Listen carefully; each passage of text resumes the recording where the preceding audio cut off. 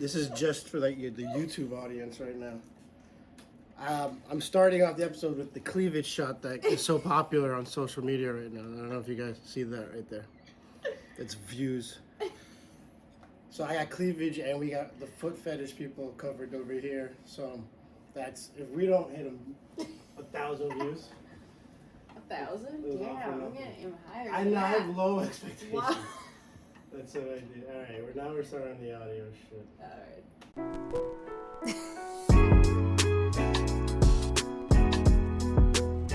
So you don't hear anything, but there's like theme music in my head. I was like, are you rocking out? She's like, yeah. Are you like, Yeah. I was like, is your music? I'm jamming. You're not. You're jamming. It's just the way it is. I'll just jam by proxy. Yeah, just pretend like my theme song is playing right now. Okay. What is your theme? I don't actually know what your theme Oh song my god. Oh my god, sorry. What is up? I always skip that. I Welcome just skipped straight to It's the. a big kid with Will Bryant. Hey. The show. Mic check. Am I here? Yeah, I'm here. I'm here with, actually, hold up. I forgot my intro. I'm your host. I'm Will Bryant. Today, it's kind of more bar talk. We're doing a little bit more bar talk again. But I'm not as excited as I normally am because I'm not actually going to be drinking. I'm here with Sam. Dude, like, This just is get the intro. starting off already. I'm already... Well, this is gonna suck. Yeah, this one's probably going to be my least favorite episode so far. Jeez, well, on open that mind. note- Have an open mind, for God's sake. On that note, Sam Bail. The reason I'm staying sober today. Actually, let me say, I haven't had a drink all day today. It's like And 7 o'clock at night. Good job. Good job. Will. I haven't had a drink all day. Well, technically I have, but like since, if you count midnight, but that doesn't count. I mean, since I woke up. I told myself that the only way to properly do an interview about non-alcoholic drinks is to do it sober. And I'm telling you, the moment that I decided to not drink a beer for the rest of the day, my day was ruined. Like I was, because I didn't really want a beer until I told myself not that I shouldn't have a beer, and I was like, "Fuck, I really want a beer." I'm sorry I fucked up your day, Will. Oh no, that's just the beginning. Because then I was like, "Do you have non-alcoholic spirits?" You're like, "Yeah, I have tequila, I have this, I have that," and I was like, "Awesome." I want to, like, I'm in my head, I'm just going to sit back and drink some non-alcoholic tequila. And you suddenly are like, "Hey, Will, do you have simple syrup?" I was like, "No, I can make some, I guess." And I'm like, she's like, "Good, I'm going to bring a bunch of Marg Mix." And it took me like a while to be like, this motherfucker wants me to shake cocktails. Does she not listen to the show? She wants me to shake up all these cocktails. I guess I should turn off the air. There we go. And I was like, all right. I go, look, I buy a bag of ice.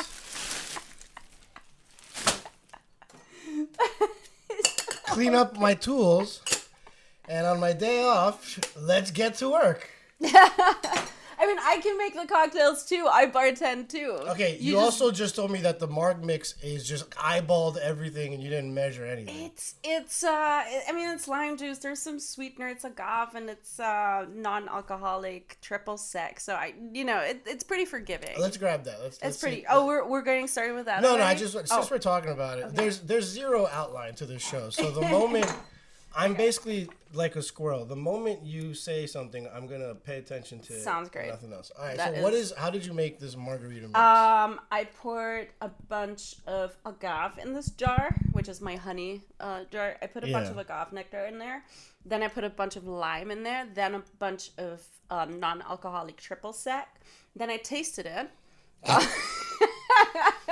Then I decided it was too sweet, so I poured some of it out because I already filled it up to the top. So I poured some out into another jar, and then topped it off with some more lime juice. Okay. And I tasted it again, and it was, up to my liking. Got it.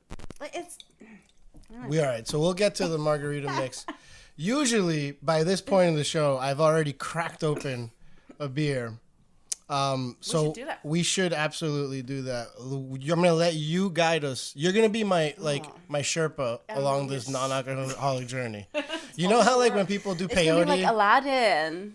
But I'm like, I take it to like LSD and drugs, and you're taking it to Disney cartoons. This is the difference. This is the drinker and the non-alcoholic. All right, how is this like Aladdin? I'm gonna show you a whole new world, Will. Got it. A whole new world, but I'm like white girl Aladdin. Actually, I have the skin for Aladdin. My girl when I was like in 6th grade wanted me to be Aladdin for Halloween so that she could be Jasmine. That really well, actually.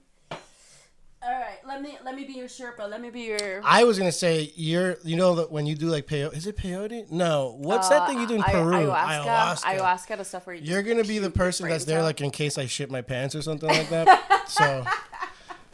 Yeah. That is actually a common thing to happen when people drink non-alcoholic beer for the first time. They shit their pants. Yeah, if I ever need a reason to not quit drinking. That's not true, is it? No. Okay, I was. Will, no. I don't know. Wait. Can we do intros? Do people actually know who I am? Oh yeah, I don't know. Did we do like that? Mystery woman. All right, let's do that. Mystery woman. Okay. For people who don't know. You don't know. Oh my god. I mean, obviously everyone's gonna know me. I know. But that's just why. For the You're people. Internationally famous. I'm an international superstar. I'm Sam Bail. I recently started a non-alcoholic bar pop-up in New York City called Third Place Bar. The idea is that I want to bring the whole vibe, the sort of social connection, the spirit of a neighborhood bar, of a dive bar, to, the people of New York City just without the alcohol. Because I think like 99% of the time, it depends. But a lot of times when you go to a bar, and especially if it's your neighborhood bar, the bartender, the regulars there, you kind of don't necessarily always go for the alcohol, but you also just go because you want to hang with the people. So I often say, this sounds really corny, but I often say like a lot of times it doesn't matter what's in the glass in front of you, but it matters who are the people next to you. And I kind of just, at some point I realized I was going to my neighborhood bar all the fucking time because I just wanted to hang out with people, and it was like my 3rd tequila soda on a Monday night, and I'm like, I'm gonna feel like shit tomorrow. Fuck this. Why are there no other places where I can hang out and do the same stuff just without drinking as much as I was doing at the time? So I just started a bar pop-up. Was that your go-to drink, the tequila soda? Tequila soda, yeah. Oh God, are you okay? Are you judging me for tequila soda? No, that's a great go-to drink. I don't like it. That's like literally the nicest thing you've ever said to me, Will. I immediately regret it too. I'm like, oh God, wow. I'm so rarely nice that if I say something borderline non-offensive, it seems like I'm suddenly. That's how you get away with it, I guess.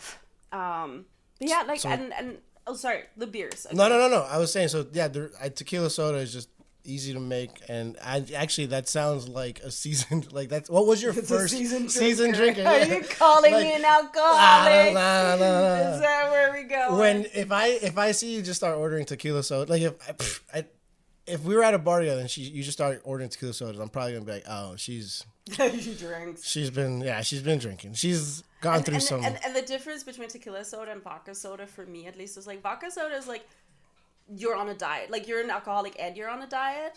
Tequila soda is like you're just an alcoholic. Right. You don't actually care about the rest. You kind of still want some like taste, like flavor to it. Vodka soda, it's still like a skinny girl drink. Yes, it's still too much. You're masking the alcohol so much. Yeah. It's basically still get me drunk without letting me know I'm drinking. Yeah.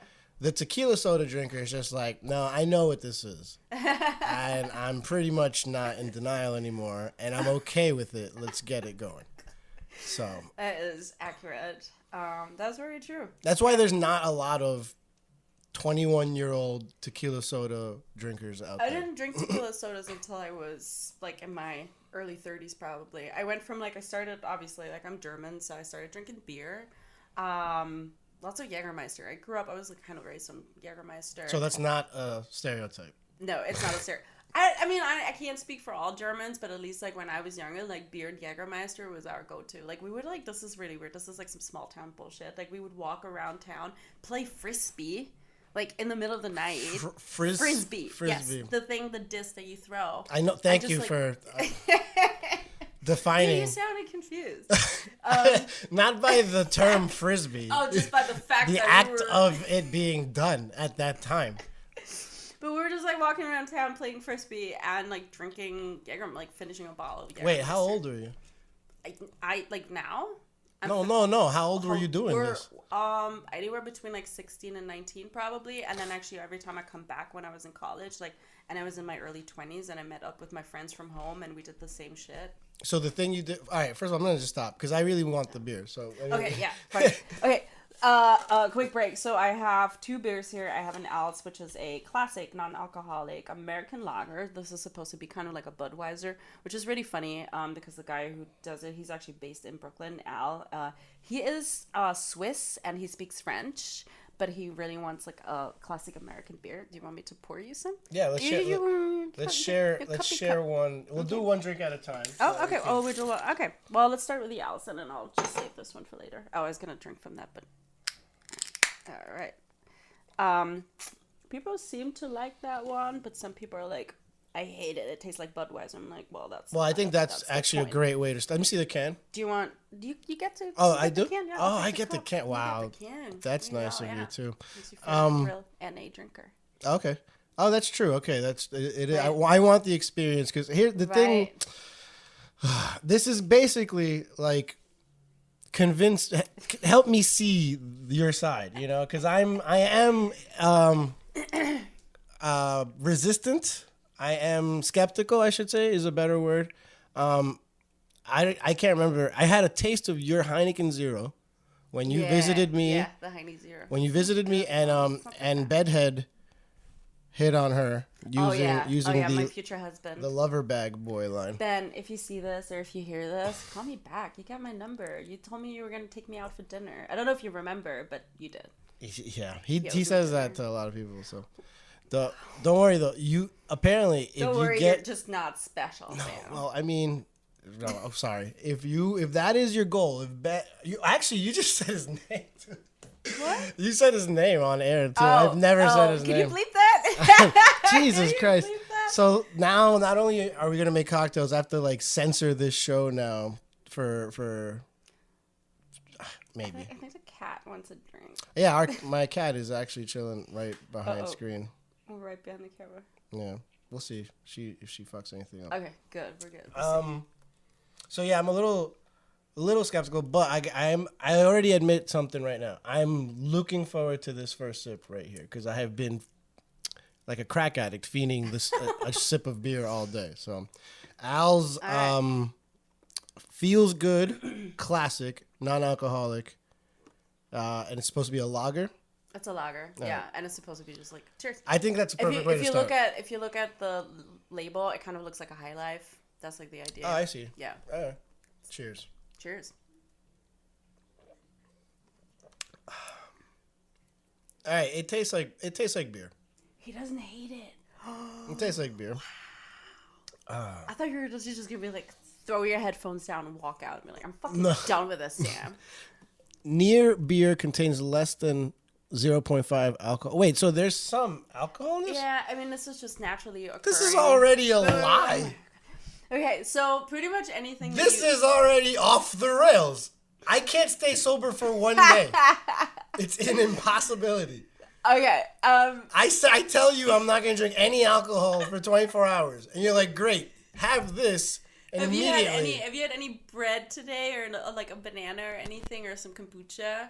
No. So, okay. But like basically any of those kind of products, like anything that you eat, a lot of like fruit and stuff actually have naturally occurring alcohol in them. Okay. Up to like something like 0.5%. So in the US, it's actually classified. Sorry, I mean like Sam the educator. I need like sexy glasses. Does anyone have sexy glasses for me? I forgot to bring them. I'm sorry. I should have brought my sexy glasses. Yeah. Yeah, but anything that's like up to 0.5% is basically considered non-alcoholic in the US, and you can sell it without like an alcohol license or anything.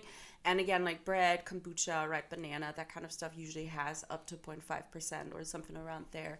So anything you consume during a day will have little bits of alcohol. Like, so even if you're like, if you were pregnant, you would be fine. This is totally safe. Interesting. Yeah. Okay. Yeah, absolutely. And is all non-alcoholic beer still like 0.5% alcoholic? It depends. So there's the non-alcoholic spectrum is actually really interesting. There's some stuff that's called alcohol free. That's also like another label where alcohol free means it's 0.0, like absolutely zero alcohol, kind of like it's water basically. And then there's some where they're basically saying it's like up to 0.5% just to give themselves some wiggle room because it might have, you know, a little bit. This could also have just 0.1. Who the hell knows, right? They just basically, you know, okay. Getting in the safe zone by saying it's got up to 0.5%. This is actually really interesting the way non-alcoholic beer is made. It just made me burp too, so it does feel like This is particularly good today too. Is it? Sitting in my fridge for like is this months. a good vintage? Is that what it's it a is? good vintage. It's been sitting in my fridge for 2 months, and it's like actually really hitting a spot right now.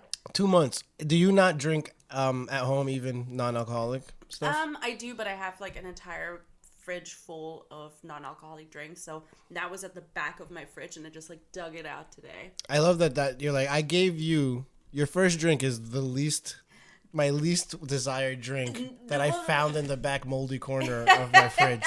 It's kind of gross. You see, how did I know? I just assumed. I assumed that I got. Oh, no. I found out. No. This is. I have Al's at my pop-up events and stuff, so I drink Al's all the time. So I don't usually have it at home, but it is really, really good. I love the fact that it's made by Albin, who's like, Swiss, speaks French, but he's like, I want to make a classic American lager, and he fucking nailed it. You know. You haven't actually met this Al, have you? No, he's in Brooklyn. I've met him okay. 2 times. Yeah. Okay. We're tight. Nice, cool. He's cool. He always pulls up outside like the coffee shop where I do like my pop-ups and like cases of beer and just drops them off for me. He's super nice. How did you start making all these contacts with the non-alcoholic industry people?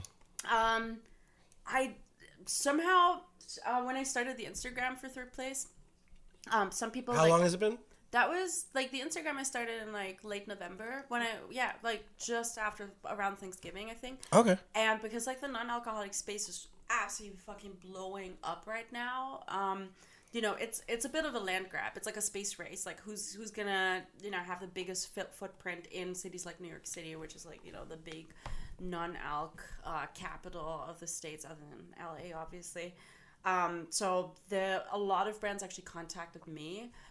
And then through contacts there and through meeting people at the non-alcoholic bottle shops and just like the scene, I guess people just started putting me in touch. And now I do get approached by quite a lot of brands that are like, hey, can we send you some samples?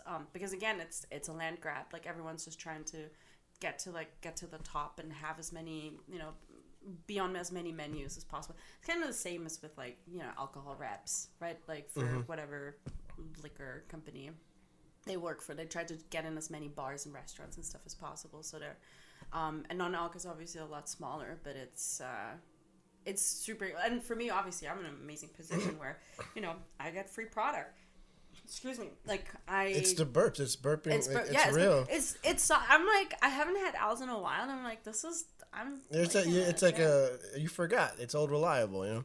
I actually think it's a great way to start because I'm the type of person that, although I shit on pretty much anything that's not a tequila soda, or a straight up beer, the first thing I tell people is, regardless of what I'm about to say, order what you like. That's rule number 1. Honestly, is order what you like. You might just shit on it. Yeah. I'll be confident with your order, because if it is a mojito or a Long Island iced tea, order it, like it, but also go fuck yourself. But order it. That's rule number 1. But I appreciate the person. Like, I used to work at a place that only did craft beer, and there are a lot of people that are just not aware of what beers they would enjoy in the craft world, but they know what they like in the regular beer world. I appreciate the person that is kind of just like no frills, like, dude, I like Bud Light. Yeah. What do I do here? Yeah. You know, I dig that. It's just like no frills. You're not trying to like. A lot of times I feel like people say, "Oh, I don't know, Blue Moon," and they feel like they're at least not saying Bud Light, you know, or Stella's the number one thing I hear all the time. What do you have that's like Stella? You know, like I feel like they don't want to say what do you have that's like Bud Light or whatever. Yeah. But like most people are fine with Bud Light. Is Stella classy? I think it's perceived as that's perhaps. So funny because I used to bartend in the UK. Like I used to bartend when I was living in England for a few years. And like Stella was kind of also just yet another shitty beer. Was that is Stella to you guys then like Bud Light to us? Like it's no. It's like it's definitely like nicer, but it's sort of like it's still the drink that people who like football, like soccer, like drinking and get really drunk and start fights. Yeah, really. Yeah. That's not how it's perceived. It's still here. Like it's like Carling is kind of the Bud Light, I guess. Of Carling. Beers, Carling. Okay. Yeah. All right, let's crack open another one. Oh sure. But Stella is like. Oh, you know what too? Tacky. I have a non-alcoholic drink for you. Oh, okay. Is that the yellow stuff that looks like the fake egg? Yeah, that's exactly right. So, have you ever had a ginger shot? Oh shit. Yeah. Of course. Like, wait, is this a whole bottle? That's like a 16-ounce bottle of just ginger. That's insane. Not just ginger, but I'm not even like is it like lemon and stuff? Oh, is that gonna make me healthy? Yes. So this is a health-based shot. Alright, we're doing Boilermakers. This is the not with this. No, this is like the healthiest Boilermaker. Like look at that. We've got this like is the beer healthiest episode I've ever done in my life. You're gonna be glowing from the inside. Yeah, my skin's gonna be amazing after this. So this is I'm not gonna drop it in the beer, but like this is ginger, lemon, some maybe turmeric. Is there like any cayenne or anything? Is it and cayenne? Yes, it's exactly right. But it is refrigerated, so it's not that hard and it's not that difficult to go down. Did you make that yourself? No, so my girl did. Okay. And she amazing. I'm not gonna lie. There have been times where we've been sick, and she'll make these, and we start taking them, and I don't know if it's a mental thing. But it feels. No, man, ginger is the shit. It helps. I have ginger shots at home, and when I'm sick, like I pound ginger. 100%. I bet the moment you take this, you're gonna like want to flex. You know, that's usually what I do. So. All right, let's see if that happens. This is the type of shot we're doing today. A ginger shot. Ready? Cheers. Cheers. Oh. Ooh. I just drooled on a couch. You look like you took real tequila just now. I think I can handle real tequila better than this. Fuck me, that is spicy, sour.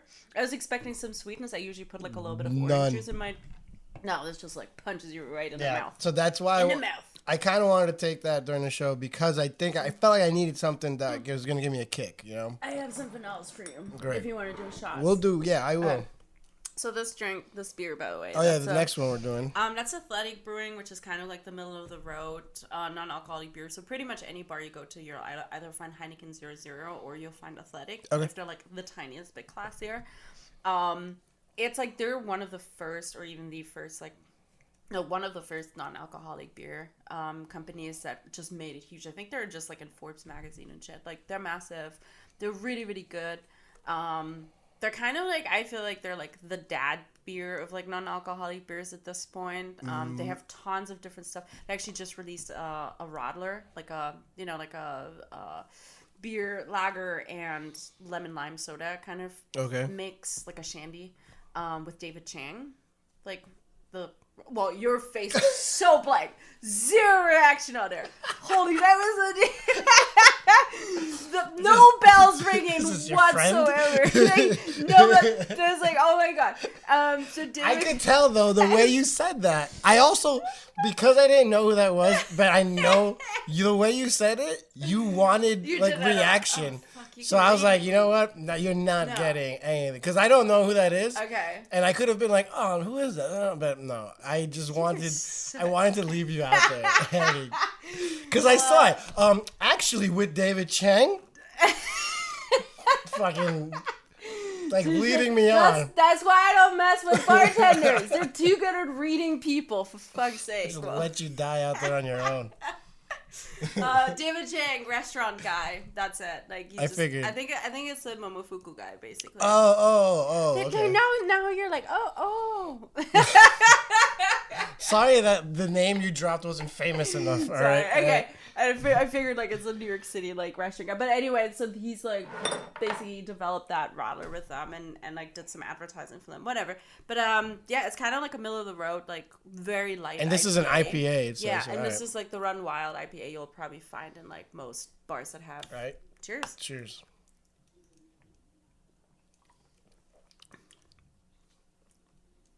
I do get IPA vibe. Oh yeah, it's light. The IPA it has a aftertaste for sure. It takes a little while. I like the first one better, but it also might be because I usually do prefer lagers and pilsners over IPAs. I'm with you. Yeah, I like this one. Like if that's the only option at a bar, I'm happy to drink it. Yeah, it's not bad on second try though. But I definitely like the Al's. I don't know what happened, but the Al's was like, I think it was like the perfect temperature maybe today. Or just the fact that it like matured in the back of my fridge for like 3 months. But the Al's really hit the spot today. I put that next one on ice too. Oh, do you want to do another shot? Because I do. I always. I do have the Pathfinder because like I think that's going to go really well with the beer. I wish I had a bar back for this episode. We need someone to clean. Where's that cat? Lick it out. Just lick All right, so this is just a tiny bottle that I refilled of Pathfinder. I love that, like, you come with, like, everything looks like moonshine. But there's nothing. You pulled, because she's going to pull something out that at least has a label on it, and that was, like, the first thing you pulled out, and I was like, oh, nice. It's like, legit stuff. And then the next 3 things, it's like, and this is from my bathtub. And there's no regulation to that how, at like, all. the hygienic situation is in my kitchen. It is probably somewhere between a B and a C rating. It fermented in your sink. Sure. Yeah, I know. Okay, so yeah, this is Pathfinder. I fucking love this. This is a non-alcoholic Amaro, and like. The thing is, and you'll see that with the non-alcoholic spirits, they're really bad at emulating the real thing. Like, beers are pretty good at it. Any kind of, like, Amaros or red bitters, like a non-alcoholic Aperol or Campari, they're, like, pretty solid because they have, like, other flavors, right? It's, like, bitter, it's herbal, it's got, like, it's a little fruity, it has other stuff. Anything that's just trying to be, like, a spirit is sort of, like... maybe 50% of the way there. So, and I fucking love Pathfinder. Just neat. It's sort of like, I mean, it's an Amaro, so like think Jägermeister is probably the closest because it's pretty sweet. Okay. But it's hemp based, and I don't know. The people who run it are super nice, and I fucking love that stuff. It's really good just with club soda, actually, just as like a spritz. Were you an Amaro girl when you were a drinker? You know, I only just that's like the one thing I'm really sad about. I was dating someone who worked in like in the industry. That's what you're sad about? No, I'm sad I dated up. Fuck, man. That's a whole nother It's a whole other podcast. There's a reason why I stopped drinking. Cause, yeah, that's like an entire like true crime podcast. I mean, I did want to ask you what led to it, without going into the crazy details, but what made you decide to stop drinking? I mean, let's do a shot first. All right, enjoy. I wanted to work up to it, but you just fucking right to it.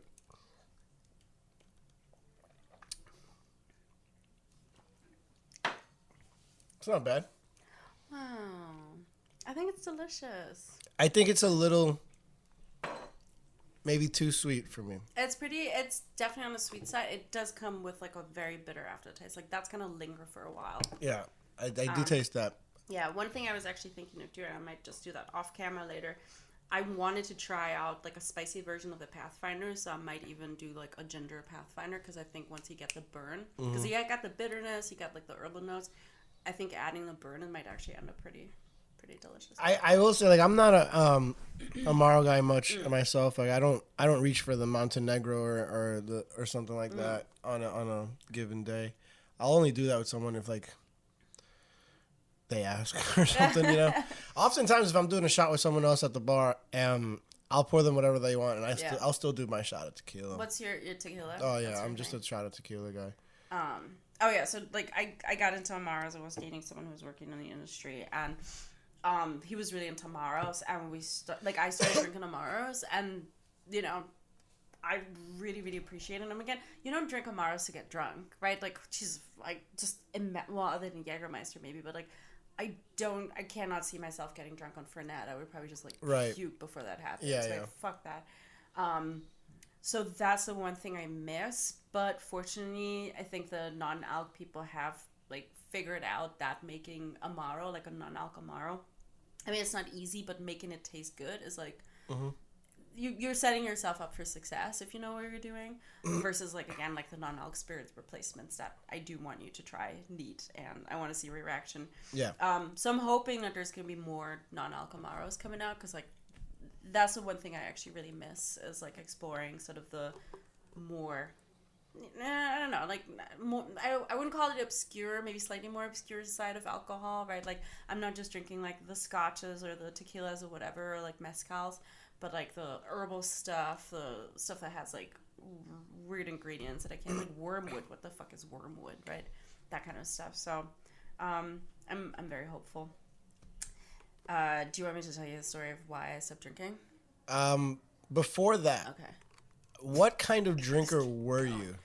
Oh, this is so great. I was the best kind. This is the best kind. The most obnoxious. No, this is really funny because I was on a podcast a few months ago, and we didn't, just based on that person's, you know, understanding of my drinking behavior, and she's had like hundreds of episodes and talked to hundreds of people, and she leads like a recovery org, so she understands like different types of drinking behavior. And the podcast episode came out, and it was titled "Gray Area Drinking" with Sam Bail. Gray area drinking. Yeah. Okay. So that sounds like a pretty fun like an invitation almost, right? Let's do some gray area drinking with Sam. What is gray area drinking? So gray area drinking means not necessarily like so I always say I never had a problem with alcohol, but it cost me a lot of problems. Wow. I'll just let that sink in for a second. All right, go on. So, like, I mean, just to recap, like, I was, you know, I'm German. I've been drinking legally since I was, like, 16, and I started drinking before that. I would go to bars. 16 is the drinking age in Germany. Yeah, for wine and beer, yeah. Wow. And, like, because that's supposedly safe, but, like, I can get real fucking hammered on wine and beer, obviously, if I want to. So that's what I did, and it's always funny. Like, you could go to a bar and order beer and wine. Yeah, okay. I would, after school, or, like, after I would work at a bodega on Fridays, 7 o'clock, lock up the bodega, go to the bar, meet my friends at like age 16. Throwing frisbee around. that happened at night. Okay. Happened after. It was a night activity. But yeah, I mean, and it was always like, it's definitely like binge drinking, like 100%. And it was just so funny because people are like, oh, so because you grew up in Germany, you like developed a healthy relationship with alcohol. I was like, nah, I was binge drinking, puking my fucking brains out. Like, and as soon as I was like, yeah, and then obviously I wasn't just drinking beer and wine. Like at my friends' house parties, we're always drinking liquor, Jägermeister, tequila, whatever, shots of tequila. And, you know, I would show up to school hungover at like age 17 or 18 or something. Like, yeah, it was not great. Like in hindsight, I'm like, fuck, how did I even... Did you, at that young age, were you enjoying any part of the alcohol, the drinking, or was it just I like getting drunk with my friends? I did really like beer. Like I did actually really like the taste of beer. Like, and I had like beer, not cravings, but like sometimes you just want the taste of beer, right? It's like fucking delicious. So I did definitely enjoy drinking beer. That was pretty much, and we didn't drink much else other than like tequila shots, and I don't know who enjoys like the taste of tequila shots. Like if you enjoyed it, you'd sip it, not like shoot it. Yeah. No, I drink tequila all the time. I've never really drank tequila and gone like, well, that was fantastic. That was sublime. And there are people who like sip tequila, and I'm like, yeah. I can have it like on the rocks, but only if it's like a tequila I like. And even then, I'm like, part of me really just wanted to take it as a shot. Yeah. You know? No offense to tequila, but yeah, it's the kind of thing that you just want to. Yeah, I know. Chug. There's someone on like an agave farm just having a conniption right now, listening to this. Right. I just drank my way through college and like always the same, like real fucking hungover. College was in Germany. Yeah, in Germany, but then also England, bartended in England, and then once you're in like your mid-20s and you're in England, all you do after work or after like school, whatever, is you go to the pub. So just lots of drinking there. Not as many blackouts. Like I was just drinking a lot of beer, like less like shots and like binge drinking and stuff. And then once I moved to New York, it was just sort of like the bar became my extended living room. When did you move to New York? 2014. I was 28. I think. Yeah. And What's the biggest difference in the drinking culture there to here? Oh, England or Germany? Wherever. I mean, you're more cultured than I am. So like, biggest difference compared to Germany, I think, from the U.S. is that I think in the U.S. like drinking is everywhere and it's kind of glamorized. And like, you go to your hairdresser and you get a glass of champagne or a glass of wine or whatever. Yeah. Or people are like, oh my god, bottomless brunch and stuff. That's not really a thing. And like everyone is like, oh, we can go on this like art tour and there's gonna be alcohol, right? It's like whatever it is, there's always like sip and paint. You paint and alcohol drink. always. It's always like the thing, and everyone gets so excited about it. But I'm like, wait, you can also just like drink. Like, what the fuck is like? Why would you go on art tour and get excited that you can drink? Or like, we can go to the Bronx Zoo at night and drink craft beer. Like, that's an actual thing. The moment you mention that you can drink at all these things, it suddenly sounds enticing to me. None of that sounded fun until you said, and you can drink. Well, here's some wisdom from all the non-alc people from the non-alc community. If the thing that you're about to do doesn't sound fun with alcohol, then the thing itself isn't fun, and then you shouldn't be fucking doing it. Blank. Like, no, complete rejection of that idea. Yeah, I don't know. I really enjoy the alcohol part of everything. So. But fair enough. But like, it's sort of it's a weird. This is not about you personally, but like it's kind of a weird like. Where is our culture? Where is our society? If like the drinking is the interesting part about what we do in our day-to-day lives, right? Like it's kind of depressing. No offense. No, it is. No, this is what it is. Yeah, of course. I say this as someone who openly talks about not being in like a good headspace most of the time. So yeah, that's definitely part of it is that's why I've thought about like I don't really want to stop drinking, but I've thought about wanting to stop drinking. Like that's like 5% of the way. Yeah, I'm as much of I want to quit drinking as much as that can of beer had alcohol in it, 0.5%, but enough for it to be there. But it's interesting you say how I feel like every place that tries to get you to come or do something entices you with the drink. Yeah. Like even if someone said, let's go to a place to paint a picture together, I would be like, wow, part of me wants to do that. And like, oh, you are allowed to drink in the process. Like, well, all right then. I'll go just to be with you guys, but put a drink in my hand in the process. But I'm also the type of guy that when my friends all planned to go to that Van Gogh exhibit with like the flowers on the walls and shit, part of me was like, great. I'm going to go see fucking LED lights on a wall. Yeah. So of course my brain goes to, I should do acid. I mean, to be fair, even as a sober person, that was my first thought too, like psychedelics. Yeah, of course. Like, of course. I mean, that's what it's meant for. Right. Like, but obviously I also drank that day too. But I think it is actually perhaps some type of issue in me that I always have to add my own like twist to whatever I'm doing. I can't, and it's usually just not doing it sober, like whether it is drink. First of all, I smoke every day. So if I'm on the way to do something, I'm smoking like either right before I leave or on the way. If we consider that some type of, I guess it's a high, but I don't know if you consider it a drug or whatever. So I always have to be some sort of high for pretty much everything I do.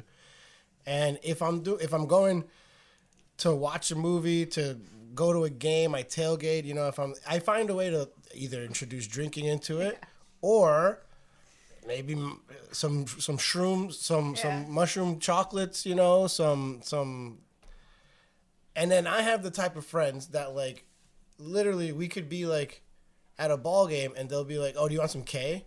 or stuff like that. And honestly, sometimes I'll be like, "Well, you know what? Sounds like a great idea. It's right here. I mean, if I had to go get it, like, but if it's right here, you just don't say no to things. Yeah. Like I used to be like that too. And I mean, I'm kind of still am in some respect. Well, that's not true.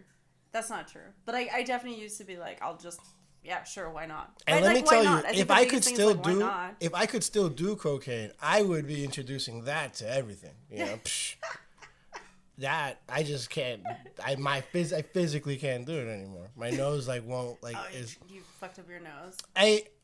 For me, like if I do a bump on one side or the other, that nostril is out of commission for like 2 weeks. Fuck. It's bad. Like it's really bad. It's not like I have friends that do coke and like the next day like their nose is like pretty runny or stuffed or whatever. Mine is like unable to function for like 2 weeks. That sucks. So it's your body telling you. It literally like, made the decision for me. Yeah, like I just can't do it. Up. I said this on the show before. When I tell people like, because as a bartender in New York, you're offered it all the time. And when I tell people, "Oh, no thanks," like I usually just say no thanks, and then you know they'll offer me again or whatever, and I'll be like, "Oh, yeah, I don't do coke." I always get the "oh, good for you, bro." You know, like if I tell them I used to, but I can't anymore. Like, "Oh, good for you, bro." And I'm like, no, because if I had your nose, that sucks. I say Sniff City. If I had your nose, it'd be Sniff City. I'm like that with drinking. I'm like that with drinking. Like that's the crazy thing. Like people think like I don't want to drink, and I'm like, if I could drink without feeling like complete garbage, without hating myself, without all the bad shit, like I would fucking drink. Like I love being drunk. Like this is fun, right? Oh. But I tried. I haven't had a drink in like 6 months now. Mm-hmm. And how long has it been since you actually decided to not drink though? Okay, so I will tell the story in like the it. short version, which also involves you and the night. Yeah. The reason why we're probably here right now. Okay. So I had like a pretty crazy summer. I was dating someone who was drinking a lot, different person. And it was just a lot of like drunk fights and everything. At the same time, I was also training for the New York City Marathon, for my first ever marathon. Like it's kind of funny because I'm like sort of high achieving despite being like a kind of brutal drinker too. But I would do like my long runs, my like 15, 20 mile like training runs hungover, like a fucking crazy person. I just like had like a pretty bumpy summer because of that, also like emotionally. And I kind of decided like before the New York City Marathon, which is the first week of November, I should try and not drink for at least a month, maybe 2 months. So I was like, okay, I'm not going to drink anymore. And I came to see you at the other bar that you worked at in Astoria, right? On a Tuesday night. I don't know if you remember, but I walked in, sat down. These 2 other girls were there, right? And within like 5 minutes of me like arriving, I think they ordered shots, and you were like doing a shot with them, and you offered me a shot. And my goal for that night, my plan was, okay, I'm technically not drinking, but obviously I'm visiting Will at a bar. Like I'm gonna have 2 tequila sodas. That's it. 2 drinks for the night, right? I'm not gonna be rude, but I'm not gonna get drunk. It's a Tuesday. And so, and I actually stopped doing shots like a long time ago because they make me black out like immediately. So I only do like, mixed drinks or beers. So I sit down, these 2 girls like get shots with you. You offer me a shot, and do you want a shot? And I'm like, no, I'm not doing shots. And within a split second, I was like, okay, well, whatever, let's do it. Because I was like, you're a bartender, you're offering me a shot. Let's see, internationally recognized sign of friendship, right? Like, I can't just say no. And the night, I have no idea what happened. Like, we drank at your bar. I think you finished at some point. You finished your shift. Went to another bar. The last thing I remember is my, like, looking at my cell phone, looking at my phone to order an Uber, right?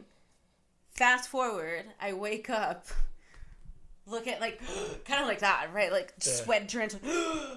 What is happening? Look at my phone. It is 12 o'clock, like the next day, like noon, the next day.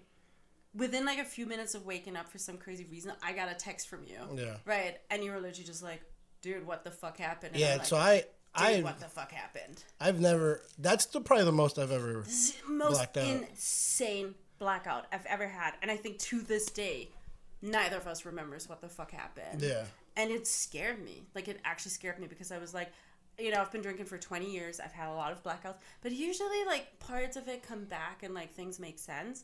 And that blackout to me, and you, the fact that we're both like solid drinkers, and we both must have, and I guess we were drinking a bunch, but like I remember having like Negronis at Diamond Dogs. I think I still remember complaining about the Negronis on tap at Diamond Dogs. I forgot that they were on tap, but yeah, and I didn't like it, and I was like, can you make one fresh for me? I don't know. But like, the fact that neither of us, like, I don't know, to this day, I'm like, did the bartender at Diamond Dog, like, roofie both of us? I remember you said that to me, too. Because, so, from me... Because we're both cute. So, from my perspective... All right, we need another beer for this one. Let's, this is a golden ale, yeah, that one's kind of okay. I'm not, like, not kind a of huge fan saving. of that. Yeah, it's sort of whatever. Okay. I mean, it's good. But, I think the Alice is a winner. Alice might have it so far today. There you go. So from my perspective, because that I remember the start of that day and night or whatever. Cheers. Cheers. Yeah, this is kind of meh. There's not much going on, is it? Actually, that we drank them probably in the order that I like them. Nice. Maybe we should have done the other way around. We should have like built it up to like, the good one. We went to the moldy canned corner first. I had the least expectations of that one. It reminded you why. Anyways, all right. So, yeah, at this point, while I was working at the Diddy, I had already been a solid drinker. And I could... So here's the thing. And I started learning this the hard way. There's a difference between pounding shots while you're bartending and pounding shots when you're on the other side of the bar. I don't know why. I don't know if it's perhaps the actual act of moving around that helps you, like, I don't know, stay more sober or burn off or something, or just not realize how drunk you are. But I can drink more shots while working or like while bartending than I can while, like, if I'm just on the other side enjoying a drink. There's maybe some amount of like adrenaline and like survival mode, because like I find bartending really fucking stressful because you're just constantly like looking around, people are bugging you, you have to like pay attention, you have to memorize stuff, like, right? It's like, it's very high stress. So it might literally just be the adrenaline that puts your body into survival mode and like makes you more clear-headed than you actually are. And that's actually why I drink tequilas, because a bartender taught me when I was being trained how to bartend. Because before that, I was kind of a whiskey guy. If beer's my go-to drink, but if I was drinking any hard alcohol, it was whiskey. And he told me that tequila is the only spirit that's an upper, not a downer. And so as a bartender, that would help you out behind the bar. It's all just alcohol. Like, that is probably more mental than as someone who wanted any excuse to drink. Sure. I was like, that sounds like sage advice. Sounds legit. And honestly, I was trained by some really good bartenders. Yeah. So I was like, well, if he's telling me this, then, no more shots of whiskey for me. And look where that got me.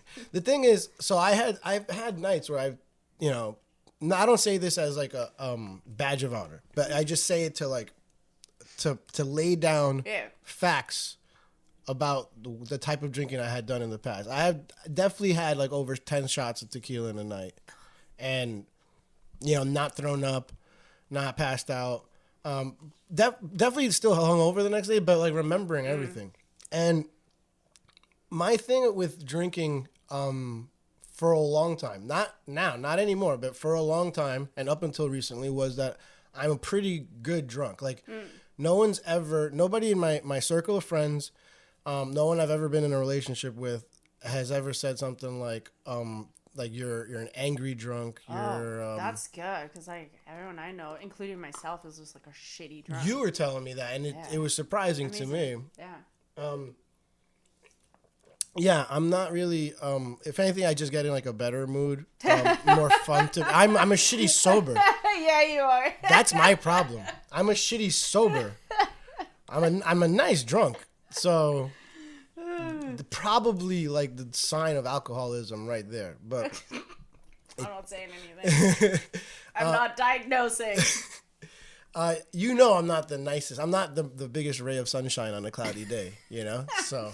I just recounted the story of how we met to a friend of mine. I was like, this guy was just so angry. It's so grouchy all the time. I don't know why. So I was, definitely not like a violent drunk either. But also good drunk in the sense that like I knew my limits and I was rarely the one that people had to tell to like chill or stop or whatever. And for sure, I had never blacked out like an entire night. So literally the first time that I ever like I could not piece a night together was when you and I like were hanging out and like started taking shots with our regulars or my regulars, I should say. We were hanging. Your regulars. My regulars. I don't know. I met them that night, but we were best friends. Yeah, so it was a group that was just drinking a lot for like a while, and I don't remember like I remember like leaving and going to another bar, and then that's all I remember after that. And it was a little bit alarming maybe and eye opening, because suddenly it was like I felt like there was a chink in the armor suddenly. Like I thought You're I not was invincible. Right, yeah. Yeah. It was like Superman blood. Yeah. I'm so egotistical. I know this, but I just called myself Superman because I blacked out. You're the Superman of drinking. I was. Super booze man. Then it was like, whoa, it will affect me like other people, huh?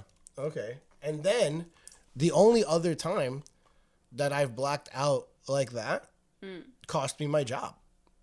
Oh, wow. And that was not too long after, right? No. That was actually, I think that was the night of my launch party for third place. Oh, that's why because you texted me, because I tried to get you to come. That's why it was so ironic. And you texted me at like noon or something like, ironically, I just lost my job because I got so drunk last night. Should have gone to your non-alcoholic pop-up. Right. No, it was really like scary, and not like obviously also because I was training for the marathon. Like I stopped drinking anyway as I had planned. It was also kind of fucked up because it was a Tuesday, so I woke up Wednesday. I missed my team meetings. I had to pretend I was like coming down with something, right? Like out of nowhere. Like it was a really shitty feeling. I just felt really bad about myself, and it usually happens when you hang out with me. So, and then I ran a marathon, and I actually, like, right after marathon started drinking again, because I was like, whatever, I'm just gonna party, and, like, I deserve it, like, I earned it, and then, I went to Italy. I did my Eat, Pray, Love, because, like, the whole year was extremely traumatic for me, like, being in basically 2 relationships with people with substance abuse issues, and, the kind of mental health issues that come from that or cause that, whatever it is, some circular shit, and like me getting dragged into that and just feeling like I was like flailing, like I just didn't have, I didn't know what I was doing, I didn't know where I was like emotionally and everything. It was just not in a good state. So I went to Italy, did my Eat, Pray, Love, and the last time I drank alcohol was a cooking class and like wine tasting and stuff that I did in Tuscany with an older couple from Ohio, which was absolutely lovely. And I listened to a podcast that like day or weekend, because I was already thinking about the non-alcoholic bar before I even stopped drinking. I wasn't actually planning on stopping drinking for good. I was playing with the idea of starting a non-alcoholic bar just to provide an alternative because I wanted to drink less. And also at the same time, I was thinking about not quitting drink. I was thinking about quitting drinking for a month or two, just to understand my customer base, right? Okay. Like, it makes sense if I'm running a non-alcoholic bar. You were thinking of starting this while you were still drinking. Yeah, just because I felt like I was drinking too much, and like because was it a way to stop drinking, or did you think at some point like I'll be someone who drinks but also runs this? That was definitely the latter. I was definitely like, I can drink a little bit, but I also want to have. It was almost like less for myself and more just for like the community. It was like, there are no fucking places in New York City where you can go after 6 o'clock, after the coffee shops close, right, that don't revolve around alcohol. There's literally nowhere to go, right? Think about it. I mean, there's restaurants and stuff maybe, but like that's not the kind of place where you hang out and just read your book or talk to the person next to you or whatever, right? So I already had that idea because I thought it was necessary while I was still drinking. I was like, oh, I can still drink, but like also have a non-alcoholic bar, right? I can like moderate and just like drink a little bit here and there. And then at some point, I picture you walking around like pounding actual beer, not getting wasted and talking to your clientele. That's. But I figured, you know, if there's people that are completely sober, I should probably be sober for like a couple months just to see what it's like. Got it. And so I had my last ever like. Did you drink it knowing it was going to be like your last? Not really. No, okay. no. It was kind of funny. I think it was in part maybe because I woke up the next morning and I was pretty hungover because we'd been drinking red wine since like. Oh, so you got drunk that day? Yeah, with can't remember their names. Because you got drunk. Steve and Judy from Ohio. Sure. Yeah. Let's call them. Yeah, Steve and Judy. Because we got pretty drunk there. Okay. No, it was Tony actually. It's Tony because he was Italian.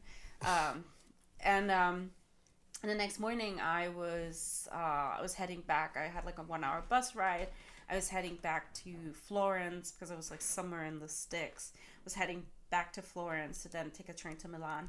And the entire bus ride, so I listened to a podcast where the person was basically describing gray area drinking, and I'm like, oh, that's me. And that's how I felt when you said it earlier.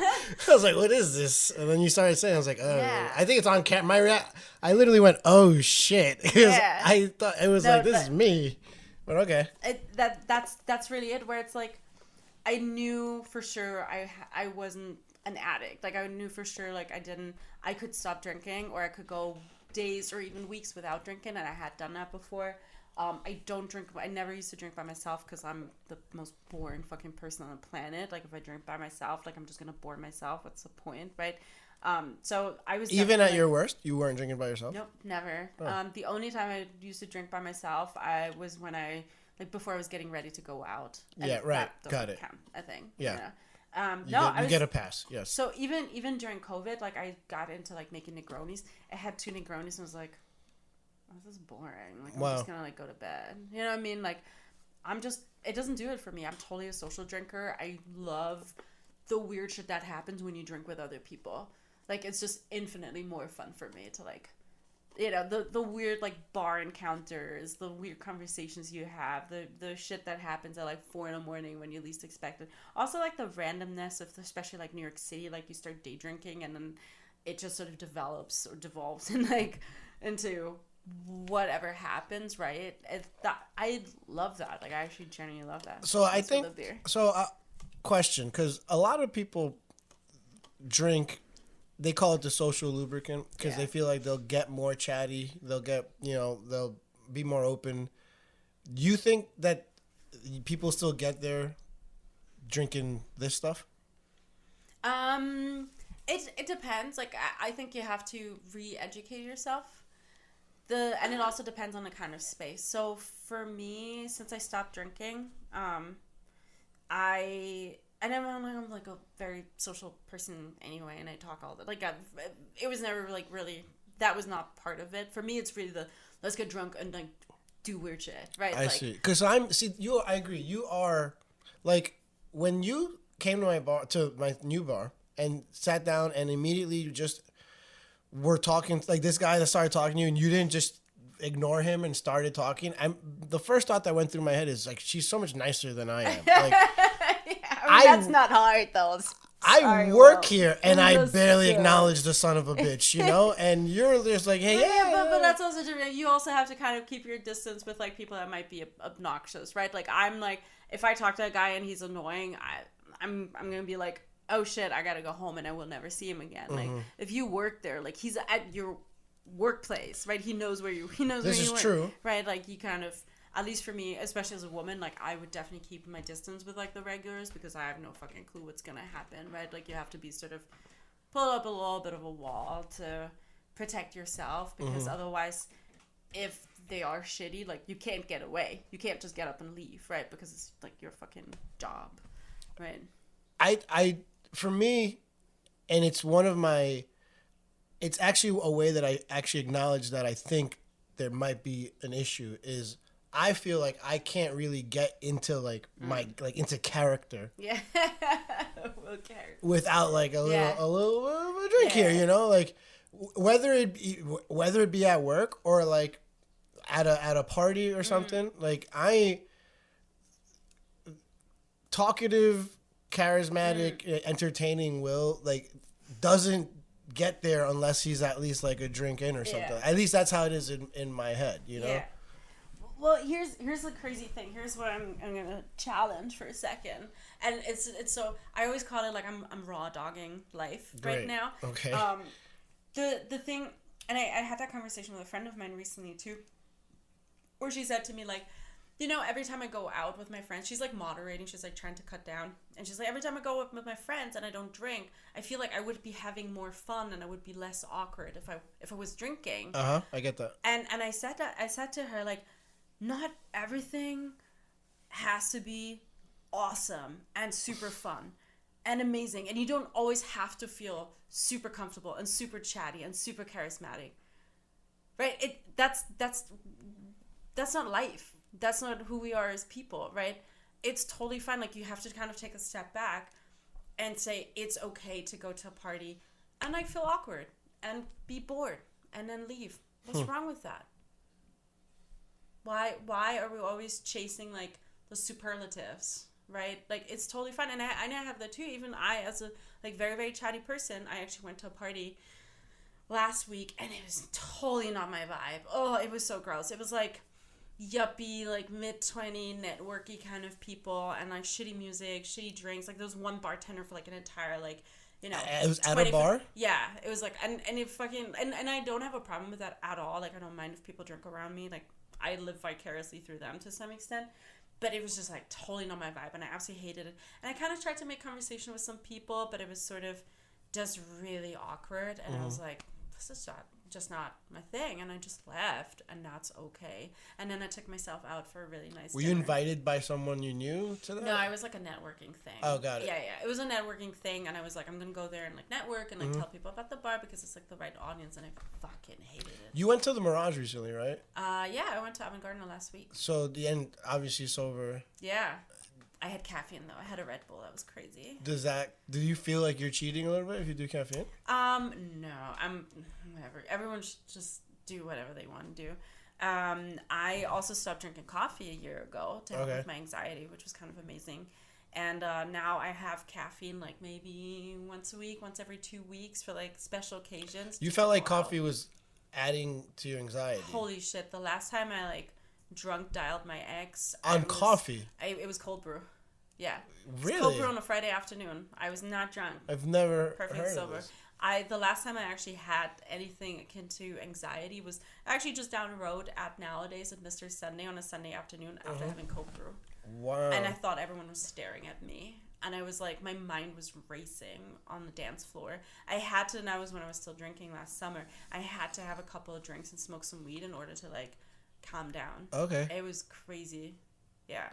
That was so the biggest changes I've made in my life, which is so insane. Like I stopped drinking coffee. Again, like I have coffee or any other caffeine like every once in a while, especially before going out. The biggest thing with alcohol is it also just keeps you going. Yeah. Like if you don't drink alcohol by like 2 a.m. or even 1 o'clock or even midnight, you're just gonna be like, fuck this, I'm tired, I'm gonna go home. And you're okay with that though. I'm okay. Why not? Well, that's the thing. Like that's I think where I have another problem. Like I if I'm out, like I don't want to accept that this isn't as fun as I can make. Like you're telling me I can take this potion right now, and I'll have more. This will be more Sounds fun. Like Alice in Wonderland. Yeah, I'm down. Give me the potion and I'll do it. I'll go down the rabbit hole. I think I that is 100% relatable, and I totally get it. For me, and again, like I do, you know, when I went to see Fortet at Avant Gardner last week, I was like, no, I want to party, I want to dance, I don't want to be tired. So I had a Red Bull, which did the thing for me, and I don't think that's cheating if anyone comes at me for before we like mentioned psychedelics, and you had like this little smile. So you you've done psychedelic. Yeah.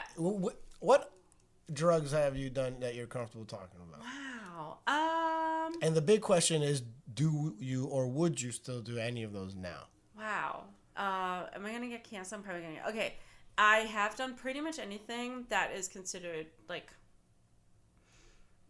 a party drug of sorts. Okay. I mean, I've done ketamine, I've done mushrooms, I've done acid. I actually did like a real dose of acid for the first time last year. Okay. And then I went on my long run the next day. So the next day. Mm-hmm. Wow. That was interesting. Did you plan it like that? Did you say, I'm going to do acid the day before my marathon? Really? Yeah, and I was like, well, I have to get that long run in, so this is the only way the schedule is going to work out. We're going to do it. It was fine. It was actually not bad. Did you enjoy the trip? Yeah, I went up to Storm King on like one of the most beautiful like fall, like late summer, early fall days. Yeah. And was like tripping at Storm King, and of course it was fucking awesome. Cool. And it wasn't a lot. Like it was enough for me to kind of like occasionally be like, and then like snap out of it. You know what I mean? Like and be like, oh, okay, I'm tripping, right? Like it was. Yeah. I spent a lot of time staring at leaves because the leaves were just turning. Done mushrooms. Obviously smoked. You said you smoked weed, right? Yeah. On the regular? I don't smoke weed anymore. I just like it makes me paranoid too. It makes me real fucking. Did it do that back then too? Yeah. It's actually always made me paranoid, and I don't know why I used to smoke as much weed as I used to. I've legitimately felt bad because I get that. I mean I don't experience that, but I understand that because I've met a good amount of people that no matter what experience that paranoia when they smoke, and I just genuinely actually felt bad for them. I was like, oh, they don't get to enjoy it the way that I do. Like, I don't get that at all. The only time I can smoke weed is when I'm dancing. Like, when I'm, like, moving or, like, at a concert. I love smoking weed at a concert. Okay. That's the only time when I'm, like... You don't get the paranoia there. Just kind of, like, vibing. No, that's fine. But as soon as I'm, like, just hanging out somewhere, as soon as my brain is, like, not fully occupied with something that's, like, super enjoyable, it straight away it goes to like, why am I doing this? Why am I smoking weed? I should not be smoking. I should not be doing this. I should be doing something else. Like, I'm like wasting my time with this. It's like really bad, and it's always been like that. And I just decided like it's not obviously not worth it. I have like a vape pen with like a cartridge from like at this point almost 2 years ago. I think that stuff is probably gonna kill me if I ever try to smoke it. Do you do anything now? Besides, well, actually, I do. I have mushroom chocolates at home. I have like is this? I ordered. So the place I ordered the mushroom chocolates from, they had like this little catalog with like the 4 different bars, and one also has added magic, which is Molly. Really? It's a hippie flip chocolate. No. Yeah. So that can't be legal, right? No, of course, none of this is legal. Wait, yeah, is even weed chocolate? That is legal. Where did you buy? All right, first of all, I'll give you I'm gonna need that number, because I am down for it all. If we haven't established this, I take all the magic potions, so I'm down. Does that sound incredible? I mean, any of my friends that just heard or are watching right now, they're like, I hope he got that hookup. Like, yeah, I will hook you up. There's still some of my first 2. But the funny, so here's some crazy things. Does it say, like, did you have to figure it out? It says magic, but I think at some point in the fine print it says MDMA. Wow. Yeah. But this is really crazy. So at first when I stopped drinking, I was definitely doing like literally just like microdosing, like the tiniest bit of mushroom chocolate when I was going to a show or when I was going to like even like not a social thing, but kind of because like I talk like a crazy person when I'm in shrooms, so I try to not do that to people. But I would definitely like do mushroom chocolates like maybe once a week, once every couple of weeks or something. At this point, for some crazy reason, this is like, I don't know if this is like I'm getting into like masochism or something, But I actually enjoy being totally sober for shit. Like, I went to see Fortet, like, at Avant Gardner last Thursday, right? And it was, like, the craziest light show. It was, like, LED lights hanging down and, like, patterns and shit. It was so trippy. And I was considering, I was like, yeah, this is perfect. Obviously, I should be doing psychedelics. And I was like, you know what? No, like, it's fine. Like, it's going to be enjoyable without it. And that is so weird to me. I know. It's even weird to me. Okay. I mean, all this has only happened in the last 6 months, right? Like, this is, I'm relearning. I talked to someone else about it, and she said, like, you seem so excited about just, like, exploring the world. You have this, like, childlike attitude towards life. And I'm like, if you think about it, I'm 37 years old. I started drinking 22, 23 years old. The first time I was really drunk, like blackout drunk, was when I was 13 or 12 even. Like, I went into my parents' stash. But then started drinking on the regular when I was 15, 16. Okay. So if you think about it, I have been fucking with my brain chemistry for the past 20 years. I don't even know who I am as an adult without some substance coming into my body and fucking with my brain every day, every other day. And it's like, and then obviously, like, substances, well, I eat food, and I was probably, like, a shit ton of chemicals. I don't know what, like, that guy put in the tacos that I just had earlier, right? Like, I don't know what's in my, like, there's always substances, obviously, and everything is chemical, but you get what I mean, like, mind-altering. I have this friend who will remain nameless that, like, whenever she sees one of us drinking Diet Coke, what's the thing that makes Diet aspartame. Okay, yeah.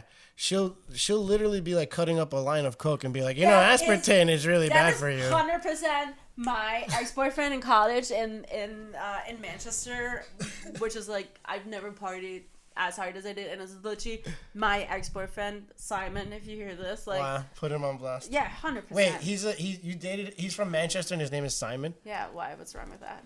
I mean, it's just the most stereotypical thing you could. That's so funny. But yeah, he was literally just like, he always gave me shit when I was drinking Diet Coke, and he was like, it's so bad for me. He was like, Simon, you literally just went through a bag of Coke. No, we're not having that conversation, my friend. Yeah. But yeah, no, I mean, like, the only thing I would probably do is, like, tiny bits. I had to throw up my acid the other day. So throw it up? Throw it out. Why? I had it, it was dissolved, it was, like, liquid. I'm like upset drops. right now. I'm actually upset. I was upset too. Oh, actually, okay. Because I thought you threw it out like no more. No, I had to. So it was in a mason jar. So it was like initially like a small bottle. I moved into a mason jar because I split it up with a friend, and I had a small bottle available. All of a sudden, I was like, oh, I'm gonna put this in like a little bottle, and then I'm gonna use the mason jar for whatever jam, something wholesome. So I opened the lid, and it was fucking moldy. And I'm like, I would have still tried it. Yeah, I was like, molded acid. That sounds like I was like, next that sounds like shit. a terrible fucking idea. Wait, liquid? The liquid got mold? Yeah, it was like, it had like mold floating on top, and I was like, how many of y'all would have still tried it? I cannot. I was literally just. Well, you should have posted it on Instagram and been like, or no, what is that, like, free, like, pick it up on a buy nothing group, like, free buy nothing stooping New York City.